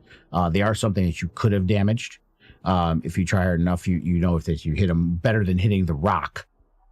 Hitting one of those struts you thought earlier could have dumped this whole thing into the lava, killing Melano. Perhaps, as he is, also you do know he is a child of the gods. But this whole thing could have been dropped into the lava as well from breaking the struts. Was there anything else in particular you were looking for? Because it is a nat 20, and I can add stuff on there if there's more that you were looking for. Like, am I getting the sense that the things that Acererak are saying are true based on how Melano is contained here? The Arcana check won't give you any insight into Acerek's words. However, by judging the chamber and by what he has said about Melano and how they have not tried to harm him and how he can be released if you want to, everything he has said about that chamber and about Melano's current state are true based on what you see with this chamber. All the other stuff he said, obviously, that's up to you to decide internally if they're true or not. But as far as Melano's concerned and the chamber he is in and how to release him and stuff, those are all ringing true based on your extreme dwarven acuity of judging this chamber. Acererak, being in the lowest level of this pit of hell that you have created here, I have no bearing on the words that you're saying. I want to talk to Melano. How do you communicate with him? I don't. Oh. Open the chamber, and you can. It's that simple. Or dump him into the lava. Or continue to torture him by... What is your goal? Shooting his appendages. Acererak? I have told you, Michael. My goal is to serve my Lord. Lord.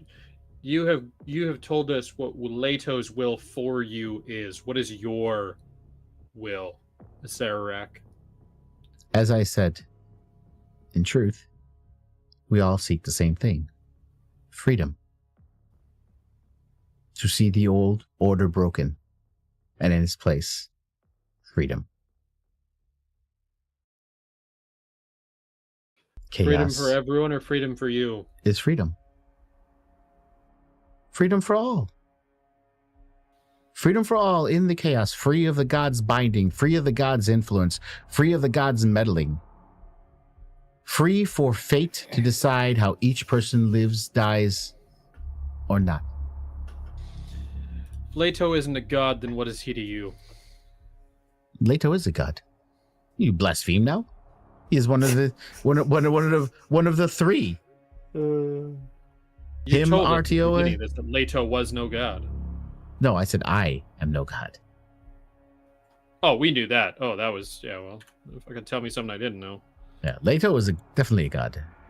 One of the three, one of the creator gods. Him, RTO, and the Straya. Yes, they are one of the three main creator gods.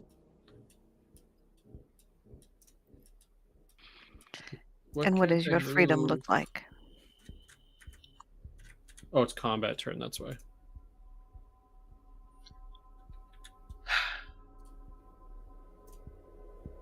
What does my freedom look like? You're asking a lot of questions about my freedom, or what my opinion is on this. I don't understand this line of question. What does my freedom look like? To do as I please, when I please, how I please, and the same for everyone else.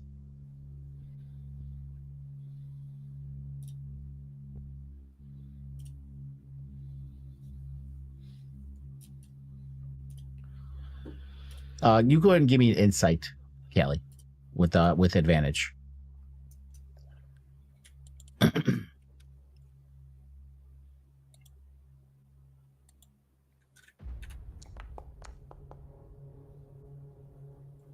Nice. Okay, that's good enough. So yeah, I mean, there's no lie in what he's saying. But by saying there's no lie in what he's saying, you do know that subjectivity is in the eye of the beholder. And what one person's freedom is different to another person's freedom. And what you know of chaos. Chaos is indeed freedom, but it's unmitigated, uncontrolled, unconstrained freedom. It's anarchy. It's anarchy.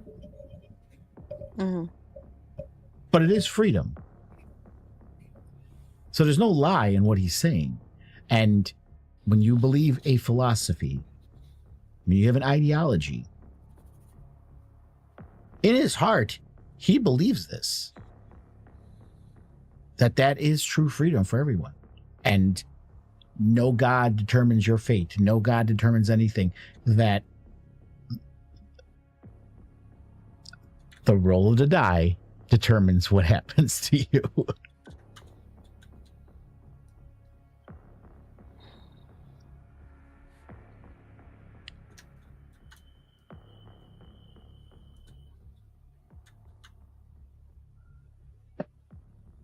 And if you notice, there's been no terminology from him about good and evil, these constructs, you know, that in chaos, in anarchy, there's no such thing as good and evil.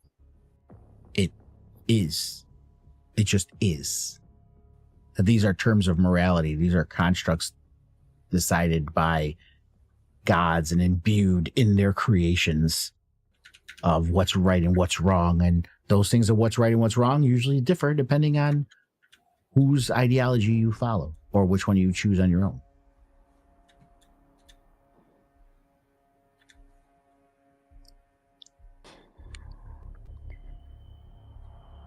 None of us are here because we were forced to be here. We have exercised our will to come for various reasons.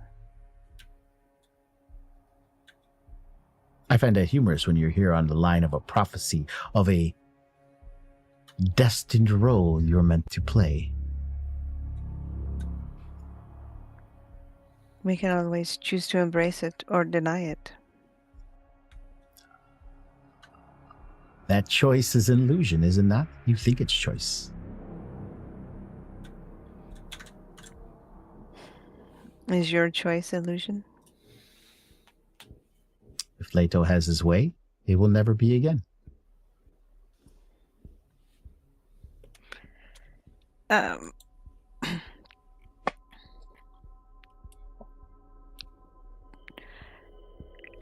Hey, Turnip, could you take your turn? I would like to move.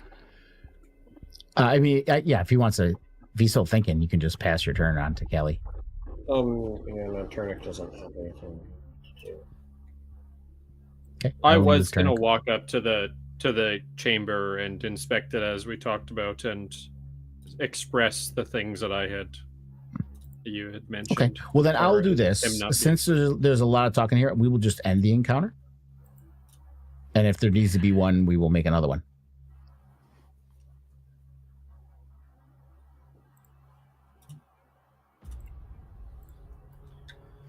And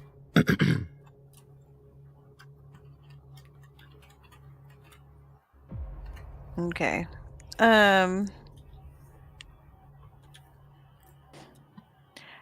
How can I take these effects off? I don't see the HUD. Like normally that's how I would do it. Oh yeah, I haven't Double checked click why your the HUD is working or icon. not. And then the go HUD's there. to the lightning. You have to refresh if you don't see the HUD. That's all. But yeah, if you go into your character sheet, the lightning bolt tab, that's all the effects. Oh, okay. And then in negative energy order, just hit the 3 dots and delete it. Okay. Cool.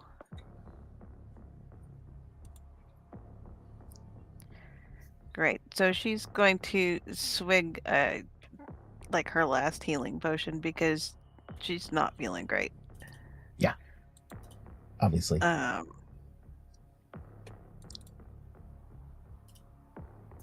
as we're talking.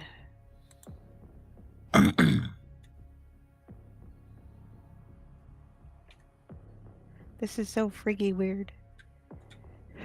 What? Just the interfaces. Oh. I've lost some of my icons. Yeah, I have a regular sheet? potion of healing. Yeah, yeah.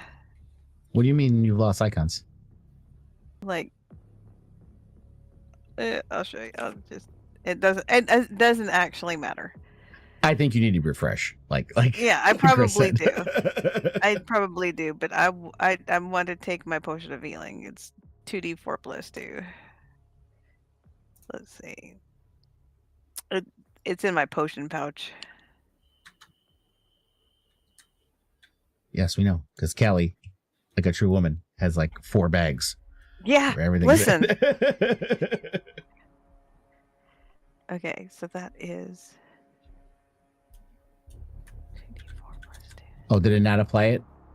Yeah, you probably still have one of the old ones. I just showed it. I couldn't figure out how to use it. Hold on. Just click it. Click it. Target yourself and then click it. Okay.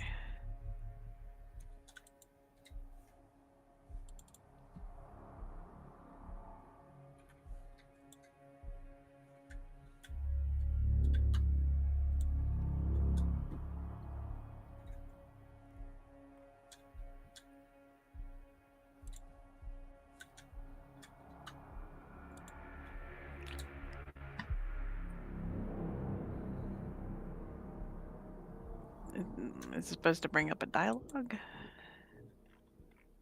It's supposed to. It may be a broken one. Let me see.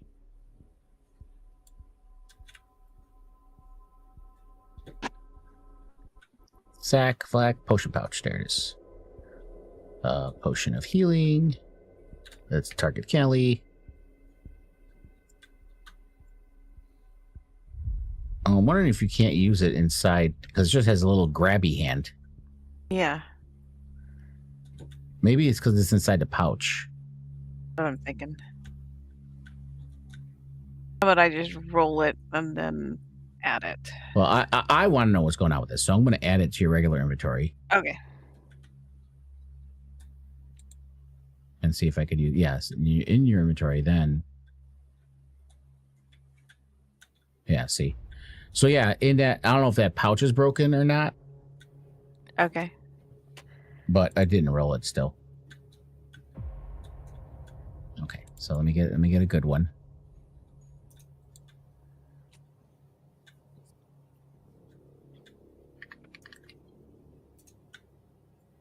Put that in your inventory. Let's use that one.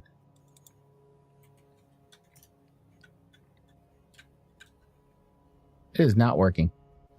All right, I gotta fix those. Apparently, probably have to re-import them or something.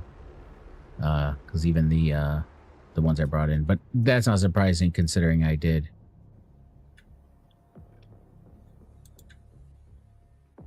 Oh, that might be one of the broken ones too. All right, just roll them manually and add it on. I'll play with those later.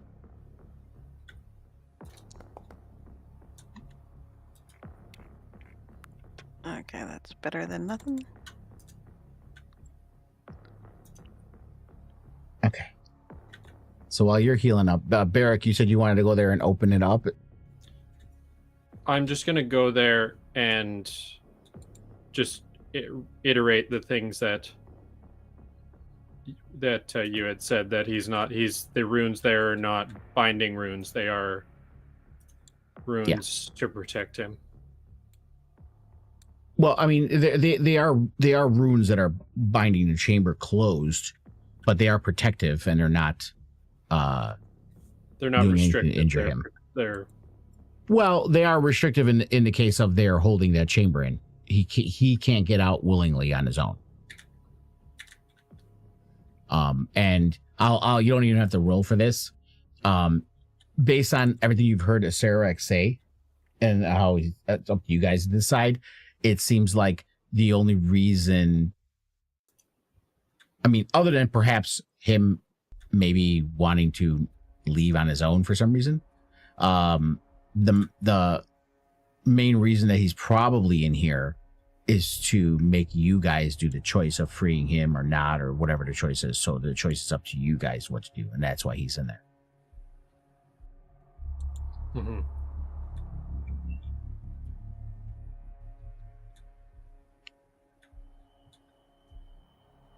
So do we let him out?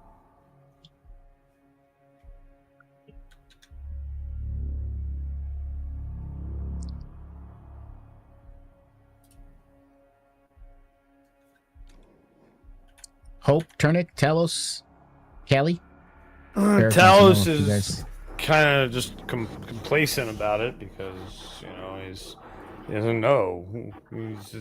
Hope was trying to pray for her God to come and take her This- child away. Yeah, it seems Talos realizes that others have more stake in this, and so he's kind of taken aback. See a little Like, bit on this is the decision. soulmonger. Yes, but No, I'm asking Lunga. This is Oh. the soulmonger. okay. Yes. I mean, it's Melano is its actual name. The Soulmonger is kind of a Correct. moniker that was given to it, but yes.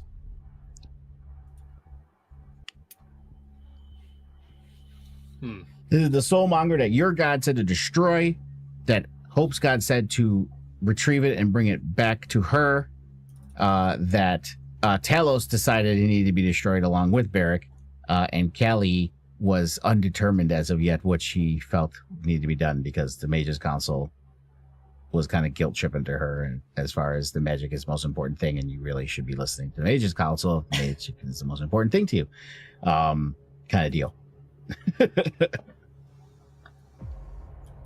And Turnick was kind of like, I don't know. I remember every time it was brought up, Turnick really didn't know what to do with it. It's true. Still doesn't know. Yeah, facts actually.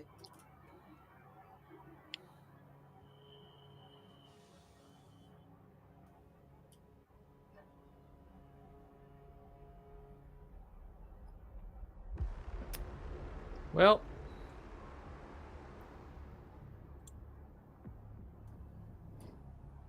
We've come this far, Barrick.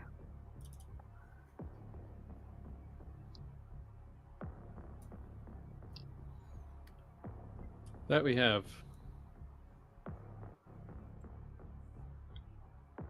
They're Let's finish saying it. if it gets released, it's like a chaos demon.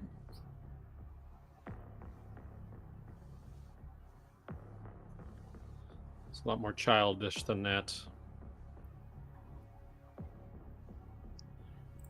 It's not a chaos demon, it is. Is the child of your Yes. goddess and his god, Hope. Yeah. It's not a chaos demon. It's a child of of Iran and Govnu. It's not Leo's I child. thought Or they like grabbed it because if they release it, like it's to bring chaos to. no, remember the whole thing with the Soulmonger was it was absorbing all these souls, turning things into undead. And the reason that you were given from all the clues you've been getting along is that Leto stole this from Iran to try to recuperate because you guys had freed all those crystal souls. He needed 12 of them, and he didn't have time to find the 12 perfect ones anymore. So he kind of did a mass conveyor belt thing where the Soulmonger was just bringing a bunch of souls until he found the right ones that he needed, and that was the whole reason for him having the Soulmonger. It needs to go Or back to taking his it. mom. But according to what Sararak is telling you, that was all a ruse. That was just to keep you guys distracted.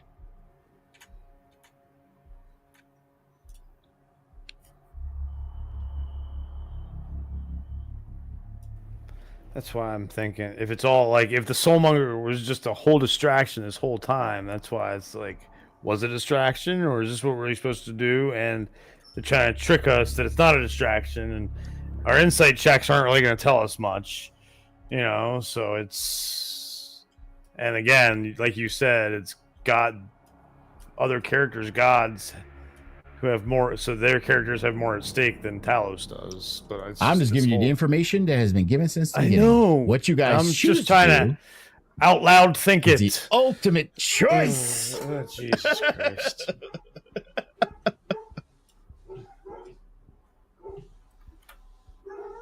It's not my job to tell you what's the right choice or wrong choice. Yeah, it is. Or if there even is a right Rude. choice or wrong choice. It's absolutely your job to tell us when we're doing things right or wrong. No, I just show you what the possible consequences of said actions may or may not be. Kind of like what you guys have been going through for the last 6 months in this dungeon, you know. Fucking God. I mean, let's think about it. This entire dungeon has been a multitude of choices. Just a mind fuck is what this whole thing has been. Like, Harmony has a headache right here now.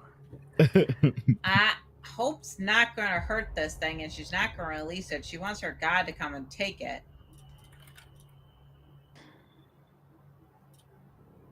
Kelly's got her hand on the thing. The Said if door to open it. If we turn it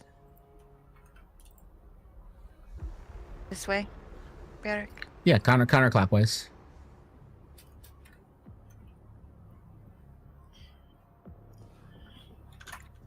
My only mission from leaving the place I've been my entire life was to end this. I don't care whose kid it is. I'm somebody's child. So is everybody on this world. And unfortunately, the gods don't play by our rules. And we don't play by theirs.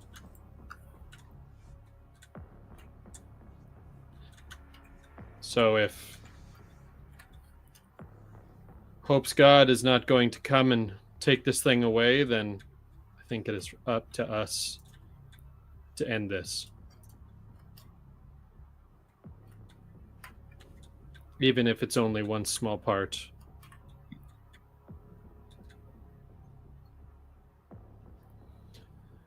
Sarek, if we do remove this thing from yours and Leto's influence, where does that leave you?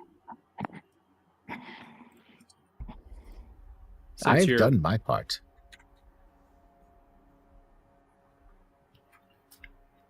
What part is that? Laying the choice before you. And you see the staff kind of sparkles a little bit in that grayish kind of light, and the sphere kind of pulsates a little bit. Also, if you chose to want to go another route, I was here to do that if I needed to. But as I said, it is not my goal to destroy you.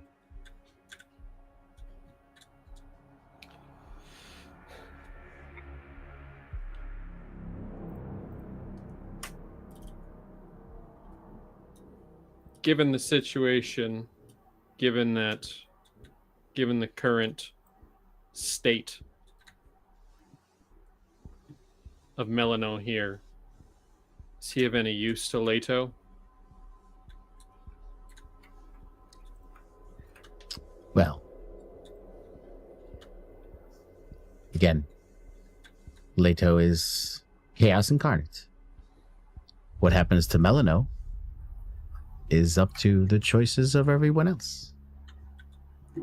So, this may sound callous, but when you subscribe to the tenets of chaos, his fate is as anyone else's here.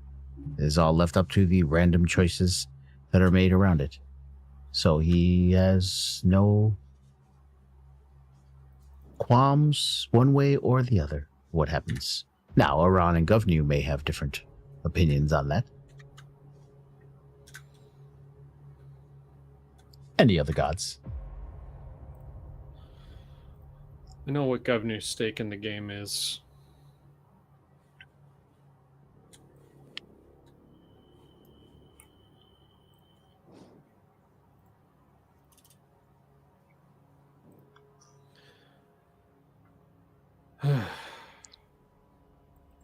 Fucking gods. Fucking gods. Callie starts to open it. Okay. I mean, the Greek gods may or may not have inspired a lot of how I do things. I mean, they're, Yeah, the jackasses of mythology I mean, as we know it. they did good things too. It wasn't just all bad. That- but Yeah. they're It's- imperfect. Let's put it that way. All right, so yeah, you turn it, Kelly, and you hear a hiss. And as you turn it, you see as it passes each room, you see the rooms turn off. As you turn, and the last room shuts off. See some steam hiss out, and the green glow shuts off, and the chamber opens. And as it opens, mist rises. You see some stirring inside of you. You see the tentacles draw in from the outside. And rising from it, you see this being that is kind of disturbing at first. It looks like a giant baby, but it is huge in size, obviously. As you open it, you feel that same negative energy aura that you felt around a tropal. That healing becomes impossible in its vicinity. And you see it's kind of floats up, and it has the 4 tentacles. Well, 3, because you destroyed 1, but you see a stub of a 4th one starting to grow once again. Its skin seems kind of desiccated and decays in parts of it. Its eyes are pupilless and white.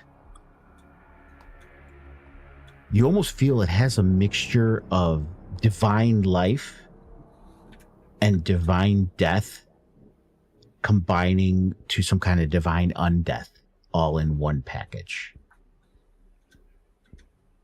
Something unlike any of the other beings or gods that you've seen. And it floats up, and it kind of looks around at all of you. Oh, you let me out.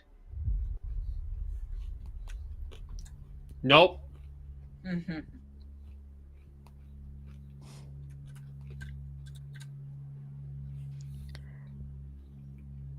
What is your will, Milano?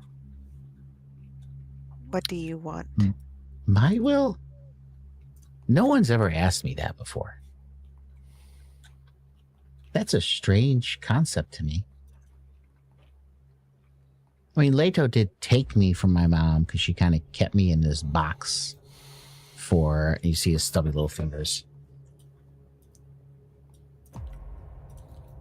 I don't know, can I count each finger as eons? Why not? I think. It's a very, very long time. That's all I know. When I was born and I became aware, the world was still being formed. So there were no peoples on it yet. That's all I know. But no one ever... But Leto did take me away from there, and even though he put me in kind of another box, he said depending on how things work out, I'll have more of a chance to be able to be free than I had with Mom. I'd like to see Dad, but I never really got to see him. He never wanted to see me. I think the word Mom said he called was an abomination. But she kind of said the same thing about me. She said I was pretty ugly.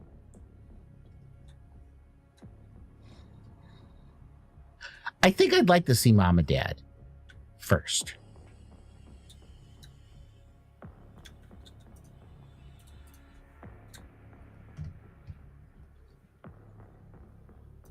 What if we can't do that for you?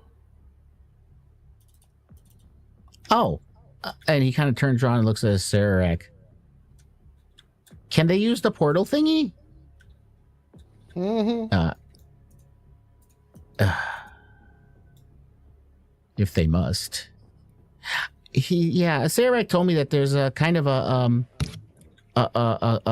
god's home room here that he uses to talk to Leto.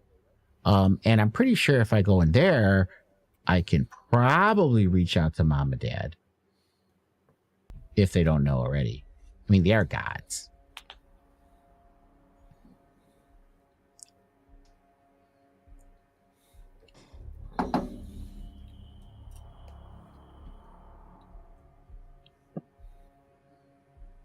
But if you ask me what I'd want to do after I talk to them, I mean, I guess they kind of got to tell me if it's okay because they are kind of mom and dad.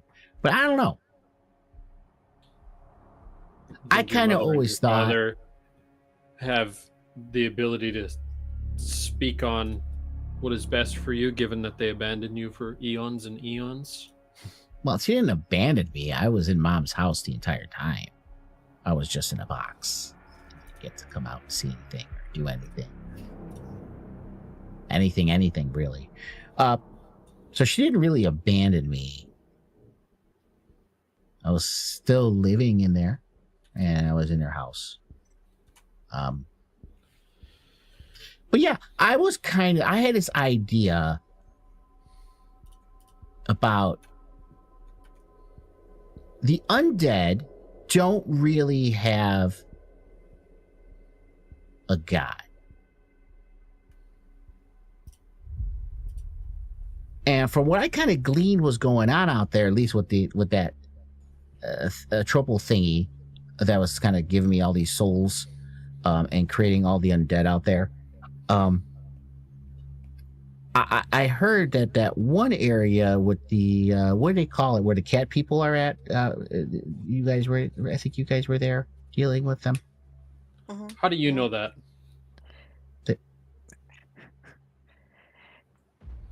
I'm not Bennett. deaf. Hear him out. I'm genuinely curious how you know that. Well, I am a child of a god, so that would make me a lesser god. I think that's what they call them. Again, I don't know. I was in that box the whole time.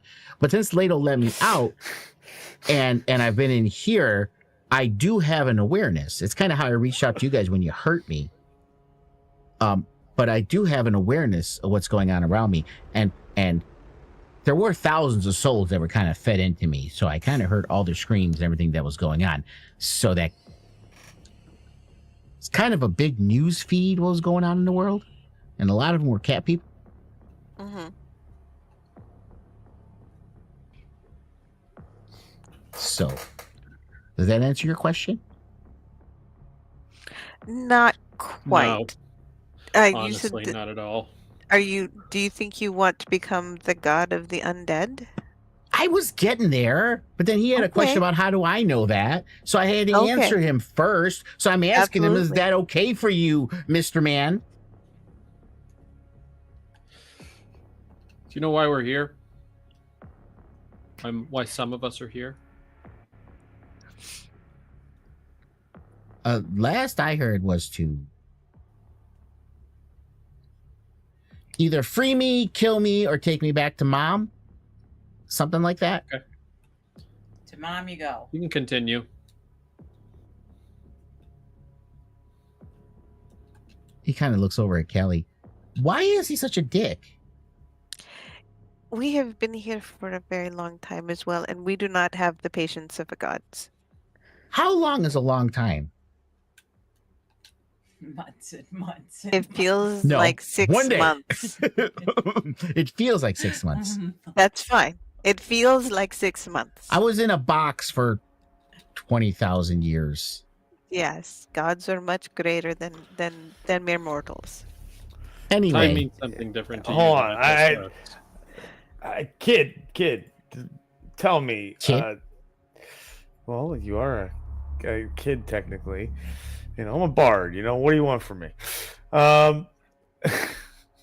You know why did Arduino want to keep you locked in there? What's going on between you and her? Oh, see, I don't know much what was going on when I was in the box. They made their choices and did their things. So why she didn't let me out, I don't know. Why she didn't let me out, why Calic didn't let me out, why Saradwin didn't let me out, why Estrella didn't let me out, why Ardio didn't let me out, why any of them didn't let me out. Okay, let's start with why were you put in? Because Mom said I was ugly and people didn't need to see me because I was pretty disgusting. That's the only reason. There's got to be a different reason. Well, we don't know, but let's find out what he. Maybe because I have a power over the undead and things tend to become undead around me, like what was happening here. It was just a lot at one time because of the atropal, but it's usually not on that scale. Okay. But I think they have rights too. And maybe not all souls need to go to the afterlife or to the abyss. Maybe some souls can just stay in their undead form, and I can be their god. So, like I was saying, I heard that some stuff went down with the cat people. Love it. A Cardian Empire. Cardian Empire. Yes. That the Lion Guy's place has kind of been overrun by undead. So I was thinking I could make that my base of operations. And I already have a whole bunch of people that will follow me. And I can try to kind of keep them contained at least for a little while so they don't spread over everywhere. Because I mean, I know that we got to kind of have a little parity. And, I can't just let my undead take over the entire planet. I don't think that's very fair, even though I've been in a box for 20,000 years. So maybe it should be fair. Maybe I should have the run of the whole place. Eric, but at any rate, kill it. What? Just like I said to Sarac, that sounds a lot like some evil villain shit right there. And we as you turn to him. As you turn to Barrick and say, I think we need to kill it. And he's in the middle of talking, you're saying that. He's like, why would you say that to me?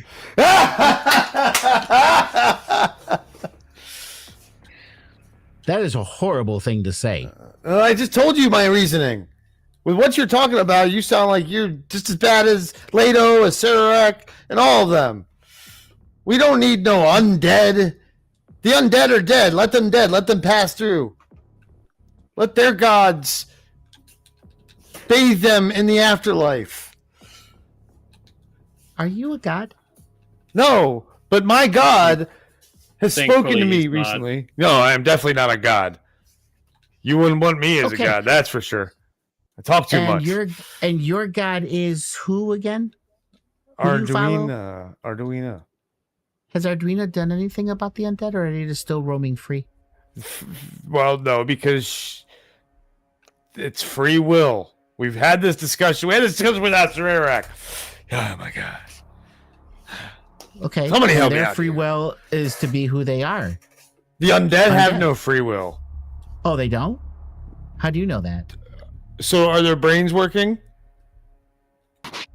I think the fact that, even though answer the question directly. And even though I'm a baby, I think I have a little more knowledge about the undead than you do.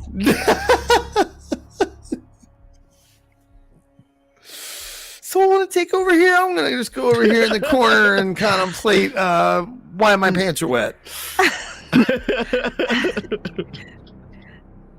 Aserarak, you said something.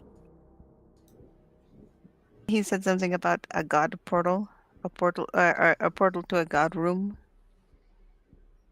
it's my sanctuary. The portal behind me. I don't feel this is something I should give you access to. Not part of the deal. What's the deal? Your deal was to determine what is going to be Melano's fate. Welcome to And Deal or No Deal. You have opened the chamber. to Mom. He is out. He needs to go back to You are Mom. discussing with him, but you are still here. So either you leave, let him go, destroy him, whatever the case may be. I don't quite know why I should give you that option, though, to come back there, because that is not really of import to Leto, what happens once you make your decision. Or what Melano decides his fate is. If he wants to speak to his mother and father, he can find a way to do it. That's not cool. What love do you have for Leto, Melano? I don't have any love for him, but I wouldn't be here if it wasn't for him. I'd still be in a box in Mom's house. I mean, that's kind of cool. He did help me, let me out. Duh. But you want to go talk to your parents. Well, yeah, because I think they owe me some kind of explanation or more than what I was told. And my birthright, I think I got, because technically I'm a lesser god. I think I have to kind of get their blessing to become god of the undead. It's a thing. But then again, Mom might try to put me back in a box again. Or Dad might just like storm out the room. Or maybe he might try to crush me, because I kind of heard what was going on there. He looks at Barrick. You wanted to do that for me, to me, because he told you to, or something like that. Yes.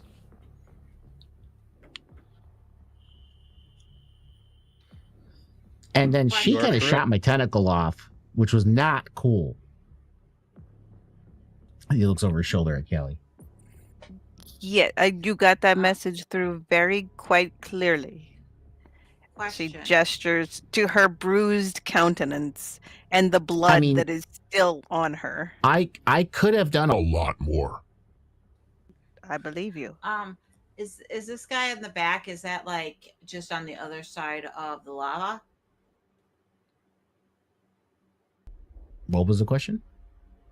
Is the guy that's on the pillar? Sarac? Yeah, Sarac. Is he like on? Is it just like? It's a balcony. It's a balcony Oh, it's on a the other balcony. end. And there, yeah, How there's high a is balcony on the other end. Just like it's the same level as all the rest of these here. Oh, shit, I can't get to that then. Yeah, everywhere you see tile, it's all the same elevation, and the chamber is the same elevation. Is there ways to walk around? Not for you. Technically, Callie can spider walk there. Talos can fly Yeah, there. that's what I Mhm. thought. There's no way for me to get to that balcony.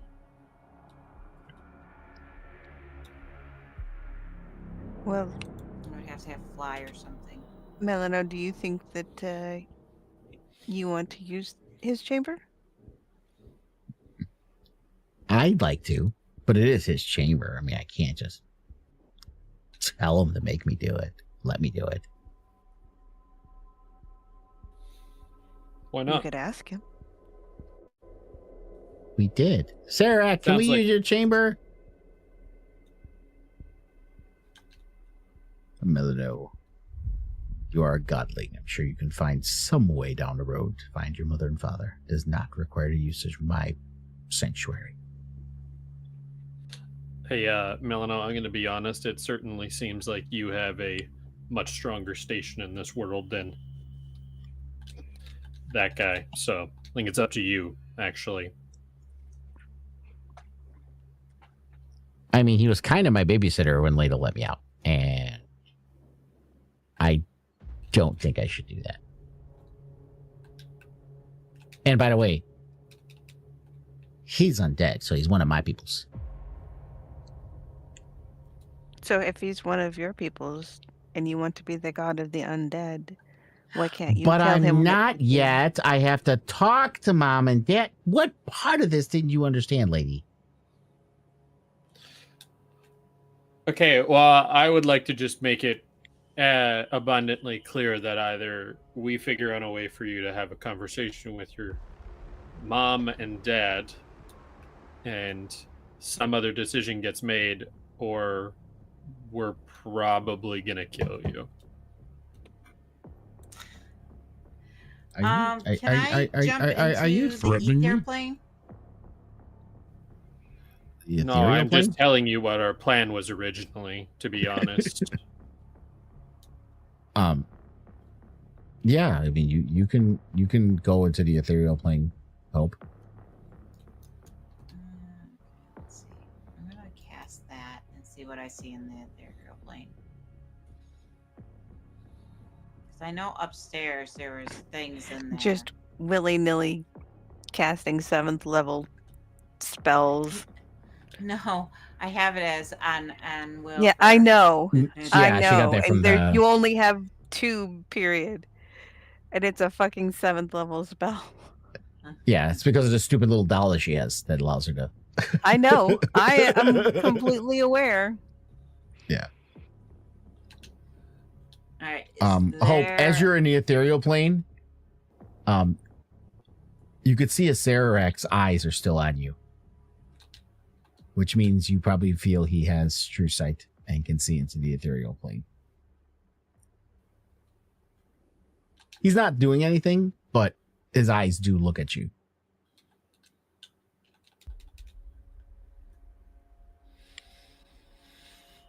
Is there anything else in here and then the ethereal plane? Like buttons, levers, anything? No, you don't see anything like that. You see the portal on the other end, but its light is dimmed because the portal exists on the prime material plane. Mm-hmm. So you wouldn't be able to use the portal on the ethereal plane. It's not like a door. It's a portal, and it teleports from material plane to material plane. Mm-hmm. So you wouldn't be able to go through the portal.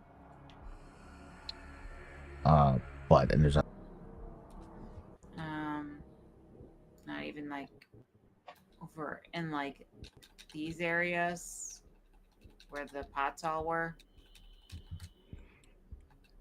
No.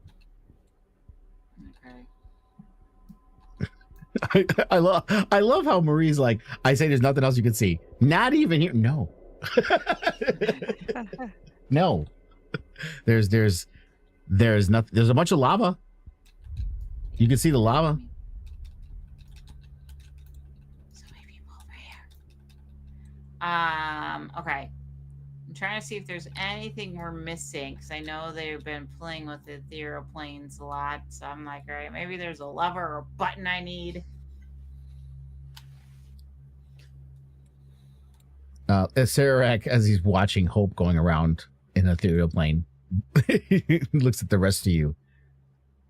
You can. I don't know what she is attempting to do, but we stopped asking ourselves that a long time ago. I know. I guess you're new to the party. At any rate, have you made a choice? Are you freeing Melino, or are you going to destroy? I mean, I want to kill him. I love how everyone's dancing around making a choice. Hey, I did try to call his mom. I did divine intervention. I tried to get her here. Oh, yo, wishy-washy bitches. Barrick is true to his ideals. I tried to get a hold of my guy. I know exactly. I would give a fuck if this is a child. Your baby daddy told me to kill you. I'm going to do it. Yeah. Listen, your dad wanted you dead. There's probably a fucking reason. Not as you say that, Barrick. Go ahead and give me. Austin was saying that. Oh, okay. I wouldn't have said that out loud. Barrick wouldn't have said that out loud. Well, no. I'm not saying you say that. I'm saying, but is that what Barrick's thinking? was like the thought crosses my mind. 100%. That's a thought that crosses my mind. Okay. Yes. Yeah. So go ahead and give me a religion check with advantage.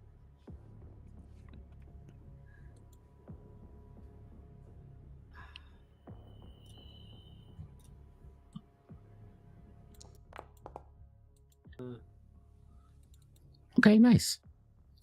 Knowing what you know of the gods and of Govnu, just like the dwarves are in general very mistrusting of others, even if their intentions are noble and pure, the dwarves generally do have a deep distrust of others. And this was a trait passed down to them from Govnu when they were created. That Govnu, as noble, honorable, and generally good as he is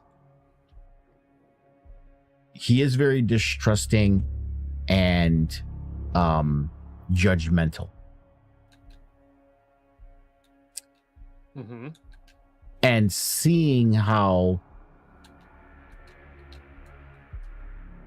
a production, something that was produced in a moment of lust between him and death, that without understanding it, he sees it as an abomination, but not because it is inherently evil, but just because of his mistrust of death and that side of ideology.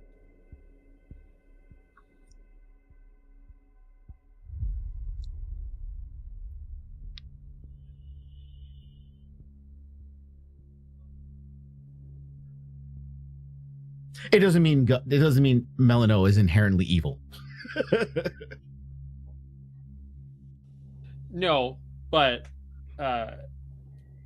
there's one thing and one thing only that Barrick follows the ideals of, and that is to the glory of the Forge. And the Forge is the will of Govnu, and his will is of Govnu's. He's nothing if not a stalwart dwarf. I understand.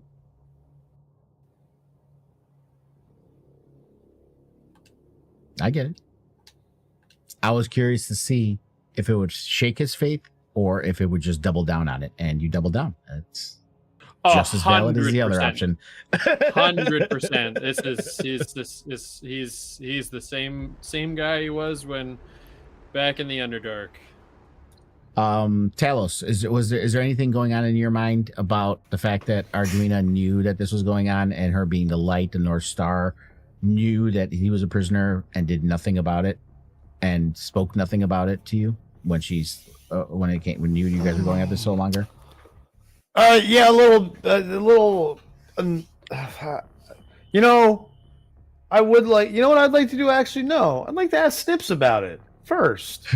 So I guess I need to roll that religion check that I always suck at. Yeah. So here we go. I thought, I should probably talk to Snips about this first, seeing as he's the. What the hell did I click? There it is. R. Just bear in mind, he's a sentient, but he's not a god. Oh no, I get you, but he knows, kind of. Yeah, intelligence.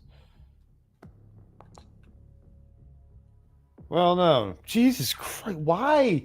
Everything I'm rolling 2 nat 20s today. Bro, but my religion rolls always. You don't want to know what all my rolls have been in the campaign I'm a player in for the last 8 sessions. I have not rolled. Yeah. I've rolled 90% of my rolls were single digits. That's not even an exaggeration. Wow. For Always the last 8 sessions.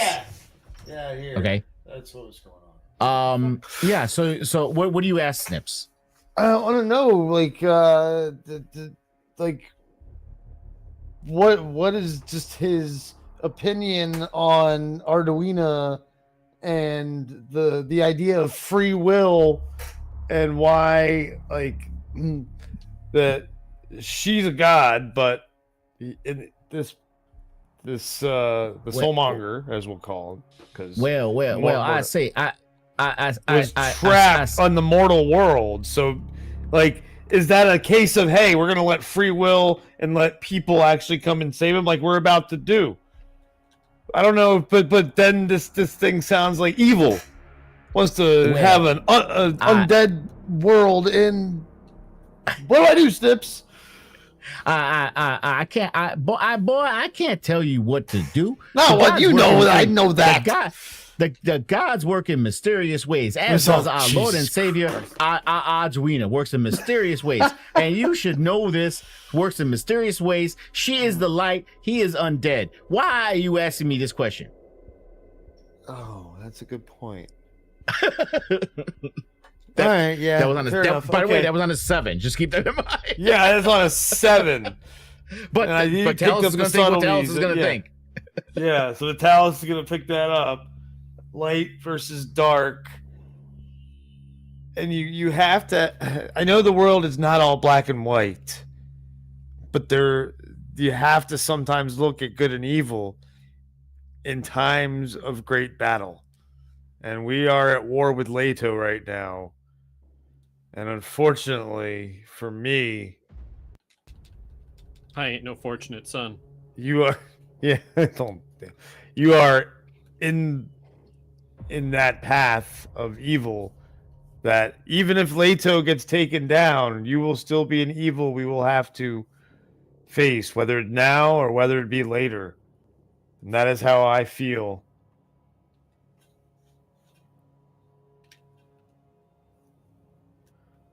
Man, Kelly, the what's music going on? just goes right when it's perfect. Kelly, what is going on in your mind?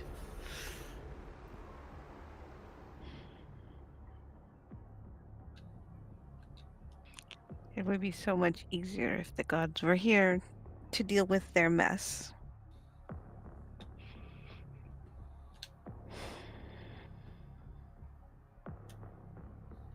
That would be cool, wouldn't it?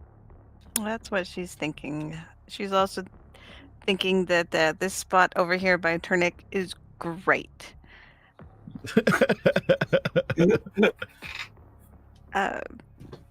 Turnic, you've been doing some very serious thinking over here. On that note, I'll be right back. Okay. Yes. Have been. Not still trying to completely make out what we should about this whole scenario, but obviously something has to be done before we leave, and it's just hard to say what is right and what is wrong if that is the case.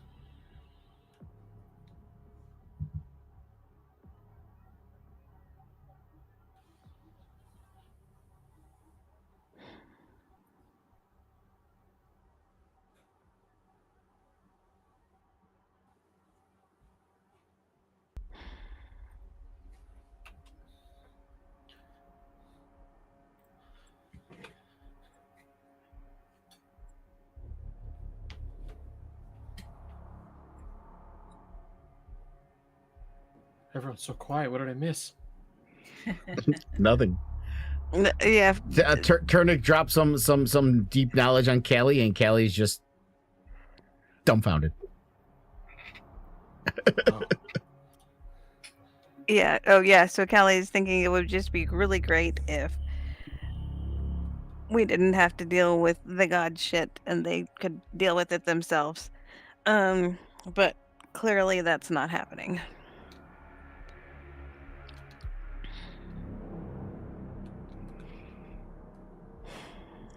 And this is too much for the mages to handle.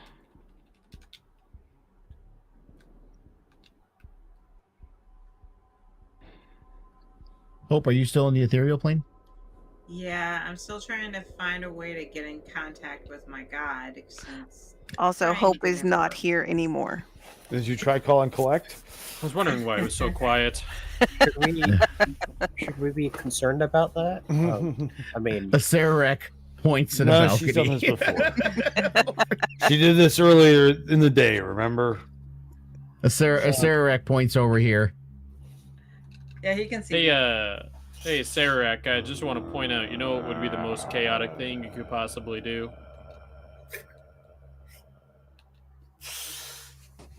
This seems To denounce unproductive. Leto But and what? come and hang out with us. Yeah, why don't you tell Leno to come here? You know, we'll have a party. Have some tea. Spill some tea, too, God while we're at damn. it.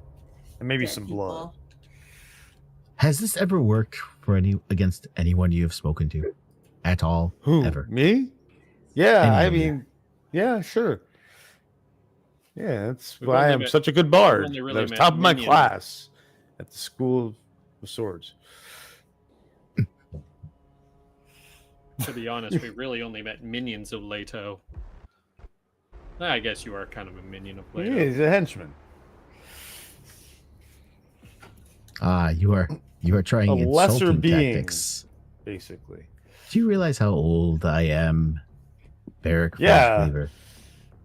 Yeah, You old seem enough pretty to old. remember. I have been a Pepperidge lich Farms, remember? for over 1,000 years. I have watched people What? come and go, die from their own folly, just to enter here to play some sort of game.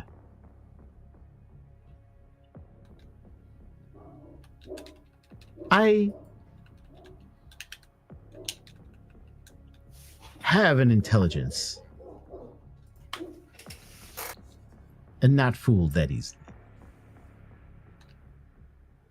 To get the freedom I want, chaos needs to spread. That will happen through Leto. Joining you accomplishes nothing for me. Figures you're boring.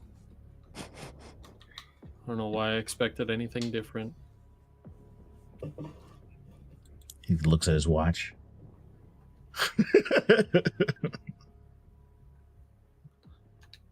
Sundial. Boring.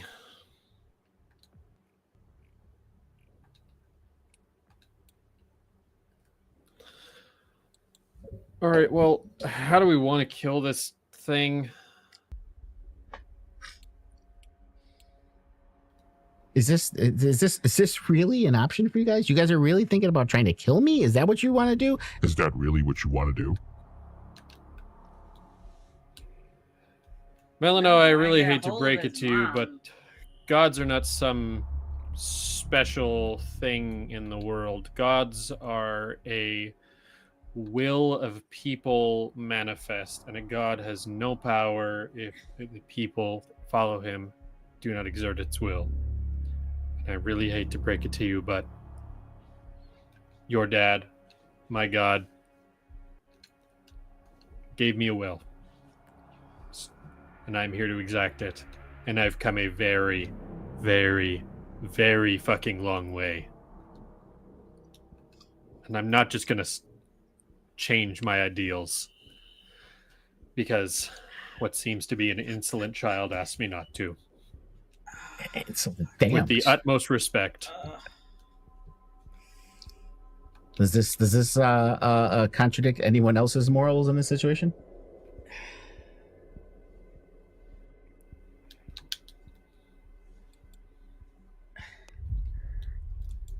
I'm definitely not going to try and kill or hurt child yeah. of my god. Like, You're not I'm even trying there to to hear the hold on. conversation. You're in the Well, wrong I mean, plane. I can hear you guys.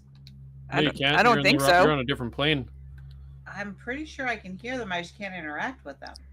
That's Nope. on there. No, remember don't- you guys had this. Remember you had to send message to speak because I went over planes or send or So whatever it was. I couldn't talk to. They can't hear me, but I'm pretty sure I can hear them. No, you can only see us, I'm pretty sure. I'm not even sure you can see us. No, there's. No, just we're not on the Yeah, same no, she plane can as you. see. No, she does see because the ethereal plane's like a grayish plane of where you're at. You can see where they're at, but they're like ghosts and like she can't interact with any of them. But because the ethereal plane is a mirror of the material plane, Okay. so she sees everything that's there. But I can hear. Oh, no. Ethereal plane 5e can hear people on regular plane. Well, there you go. Okay. There we go. Well, yeah, Does but you not feel allow. like- Oh wait. Can hear people, but does not allow for hearing sounds. What? Someone else. think Like, It says you double can. It check says my you work. can. Okay, you can see and hear the plane you originated from, but everything there looks gray, and you can't see anything more than 60 feet away. So she can hear. Oh, she can hear every. Okay. Okay.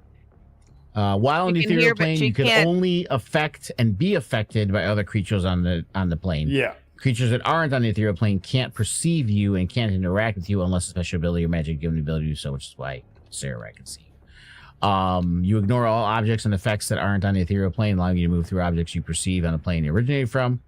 So you guys can't see or hear her, but she can see and hear you, but she can't interact with you.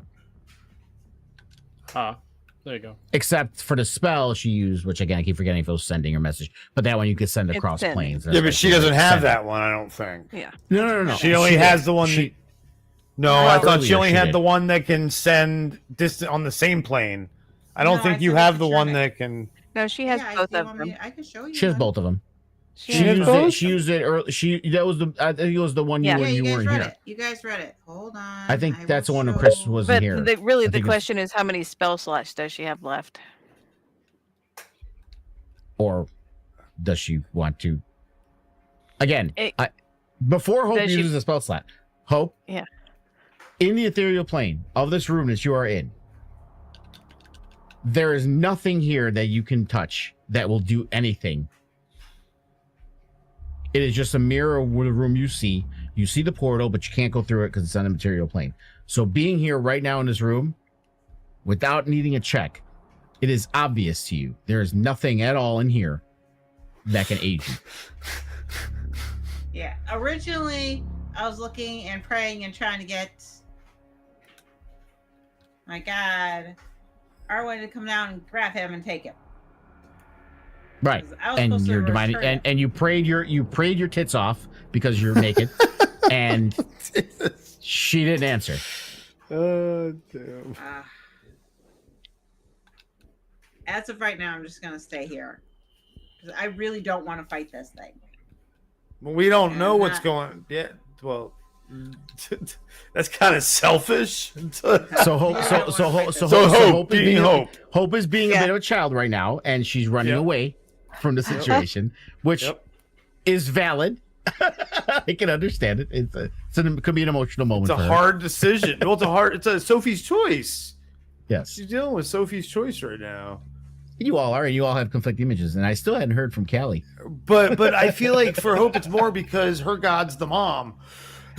Yeah. Like, that's why it's Yeah, like I mean, way more. there is an obvious from day one when the orders were given. There was an obvious butting of heads between Barrick and Hope on this, without personalities Yeah. aside, just for that alone. Talos, you were kind of like choosing which side, and you kind of sided with Barrick. For a year. Yeah, Callie was undecided because she was getting conflicting signals from everywhere.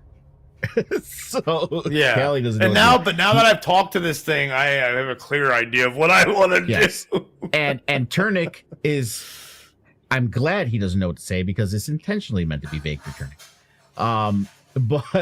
But Callie, the biggest thing right now is the fact that you're torn between honoring the art, and the leading people in your art are saying we need this, and if you're loyal to the art, you know what to do, and your own morality and your friends' decisions. So you're like pulled 4 different directions. Unless you're cool. And like Barrick and like, no, fuck it, we're killing this thing. Yeah. You could be real cool right now. If you so choose. Listen, she wanted to hear what he had to say, and nobody stopped her from opening the thing. So she has heard what he has to say. He wants to be the god of the undead. He wants to take over the Cardian, the part of the Cardian Empire where the Lion Kanish is. and Well, rule they're over. already there. The undead Yeah, are there. They're proliferating. No, I know, but he wants to. Yeah. He wants to take, consolidate his power through them. And just to clarify, in case I didn't say it well, he never said, I'm looking to make, I think he kind of said, I'm not looking to make more undead or take over the entire world with undead.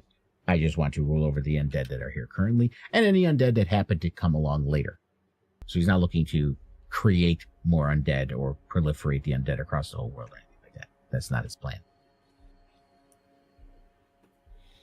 Well,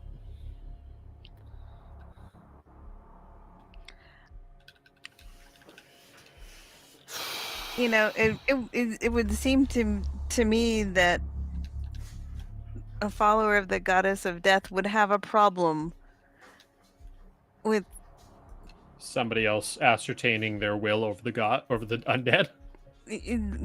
yeah.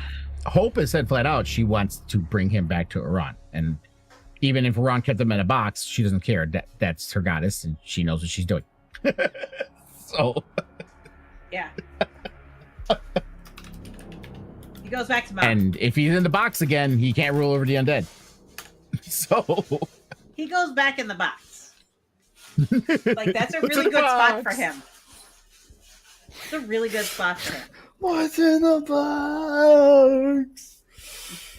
Don't open the box. Don't open. Don't Sorry to anybody digress. say what was in the box because. but you guys, Spencer has you not guys seen are still Seven. you guys are still digesting choices here. But in Rhymer the Frost Maiden, the one character, I asked him if he was cool with it, and he's like, "Yeah, do it." He got kidnapped by the people that are trying to find Amaranth. So Al right now is kidnapped, and he's using his backup character while Al's kidnapped by this assassin who's trying to get one of the other party members. And they have been literally sending pieces of him to them. Oh, jeez. Oh my a finger, gosh. a tip of an ear. And when he got the tip of the ear, it was a no. box with a seal on it. And the one Bree was, she's like, "What's in the box?" What's in the box? That's incredible, honestly. Amazing. So much fun. And I was glad he was cool with it. He's like, "Yeah, Whatever, whatever you want to cut off." I'm like, "It's not going to affect Whatever you you mechanically want- if Al comes Whoa. back." He's like, "Yeah, whatever you want to cut off, do it." I'm like, "Okay."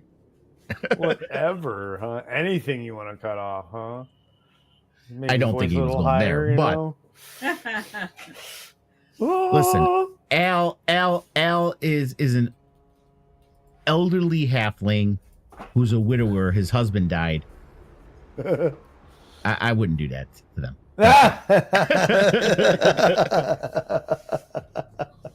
But he is going to be a That's little. just low, They are going to be. man. They are going to be a little traumatized after obviously being kidnapped and having pieces cut off. Yeah, true. And he was like the Samwise Gamgee of the group.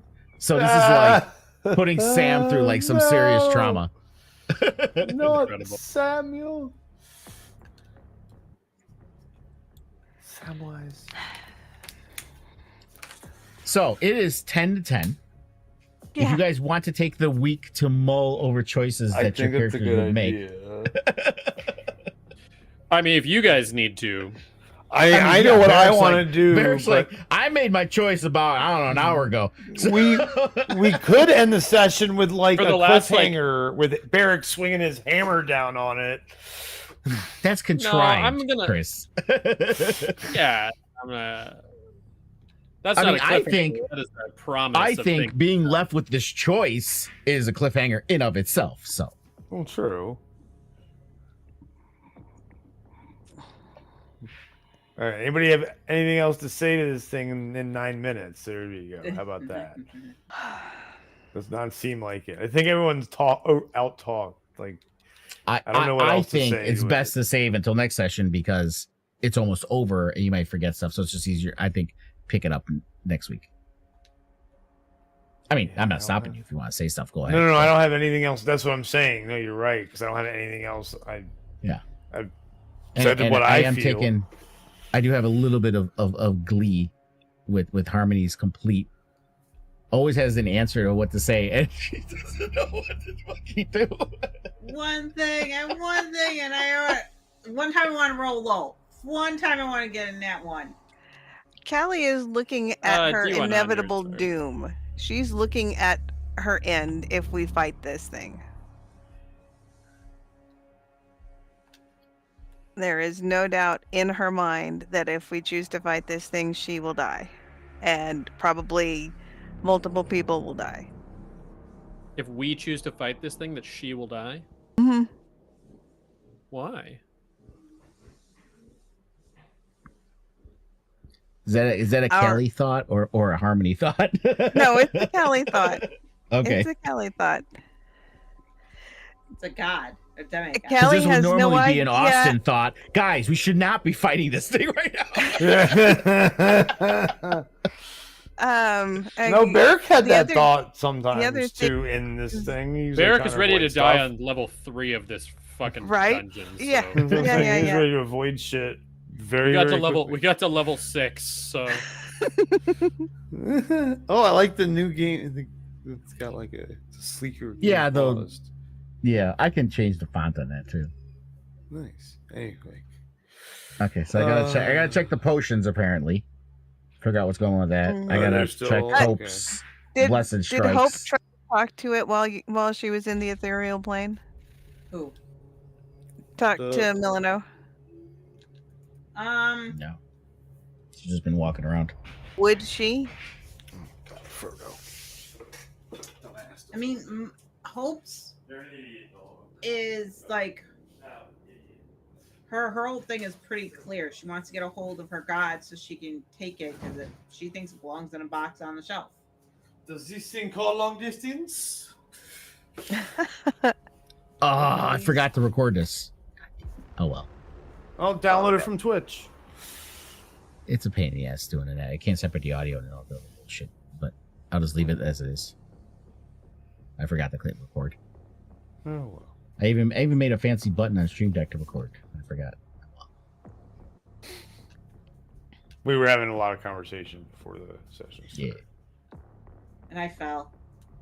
Yeah, Tanya and Marie fell before the session, so you had Oh. that dealing with Hard. that. I And, fell really hard. Oh. and your All right. son blames Yeah.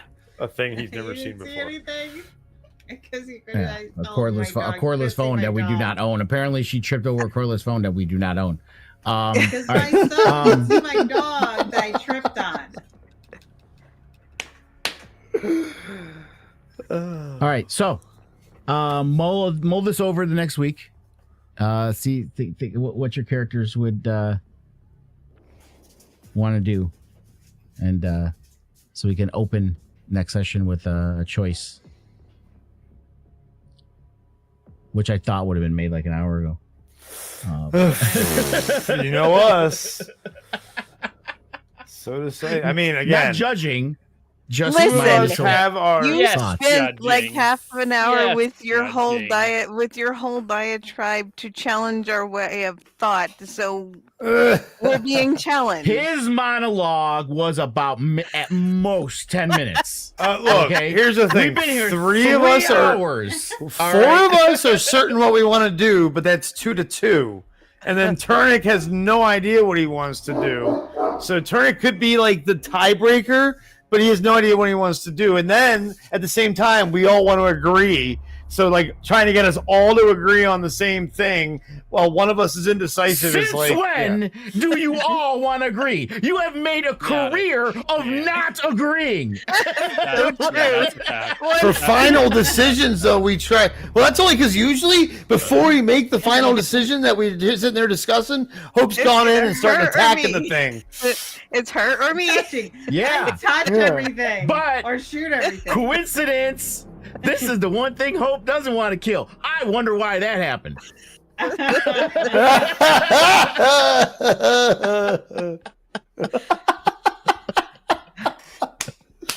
Yeah, the impatient ones DM are, does yeah. do planning, for reasons. Yes, you son of a bitch.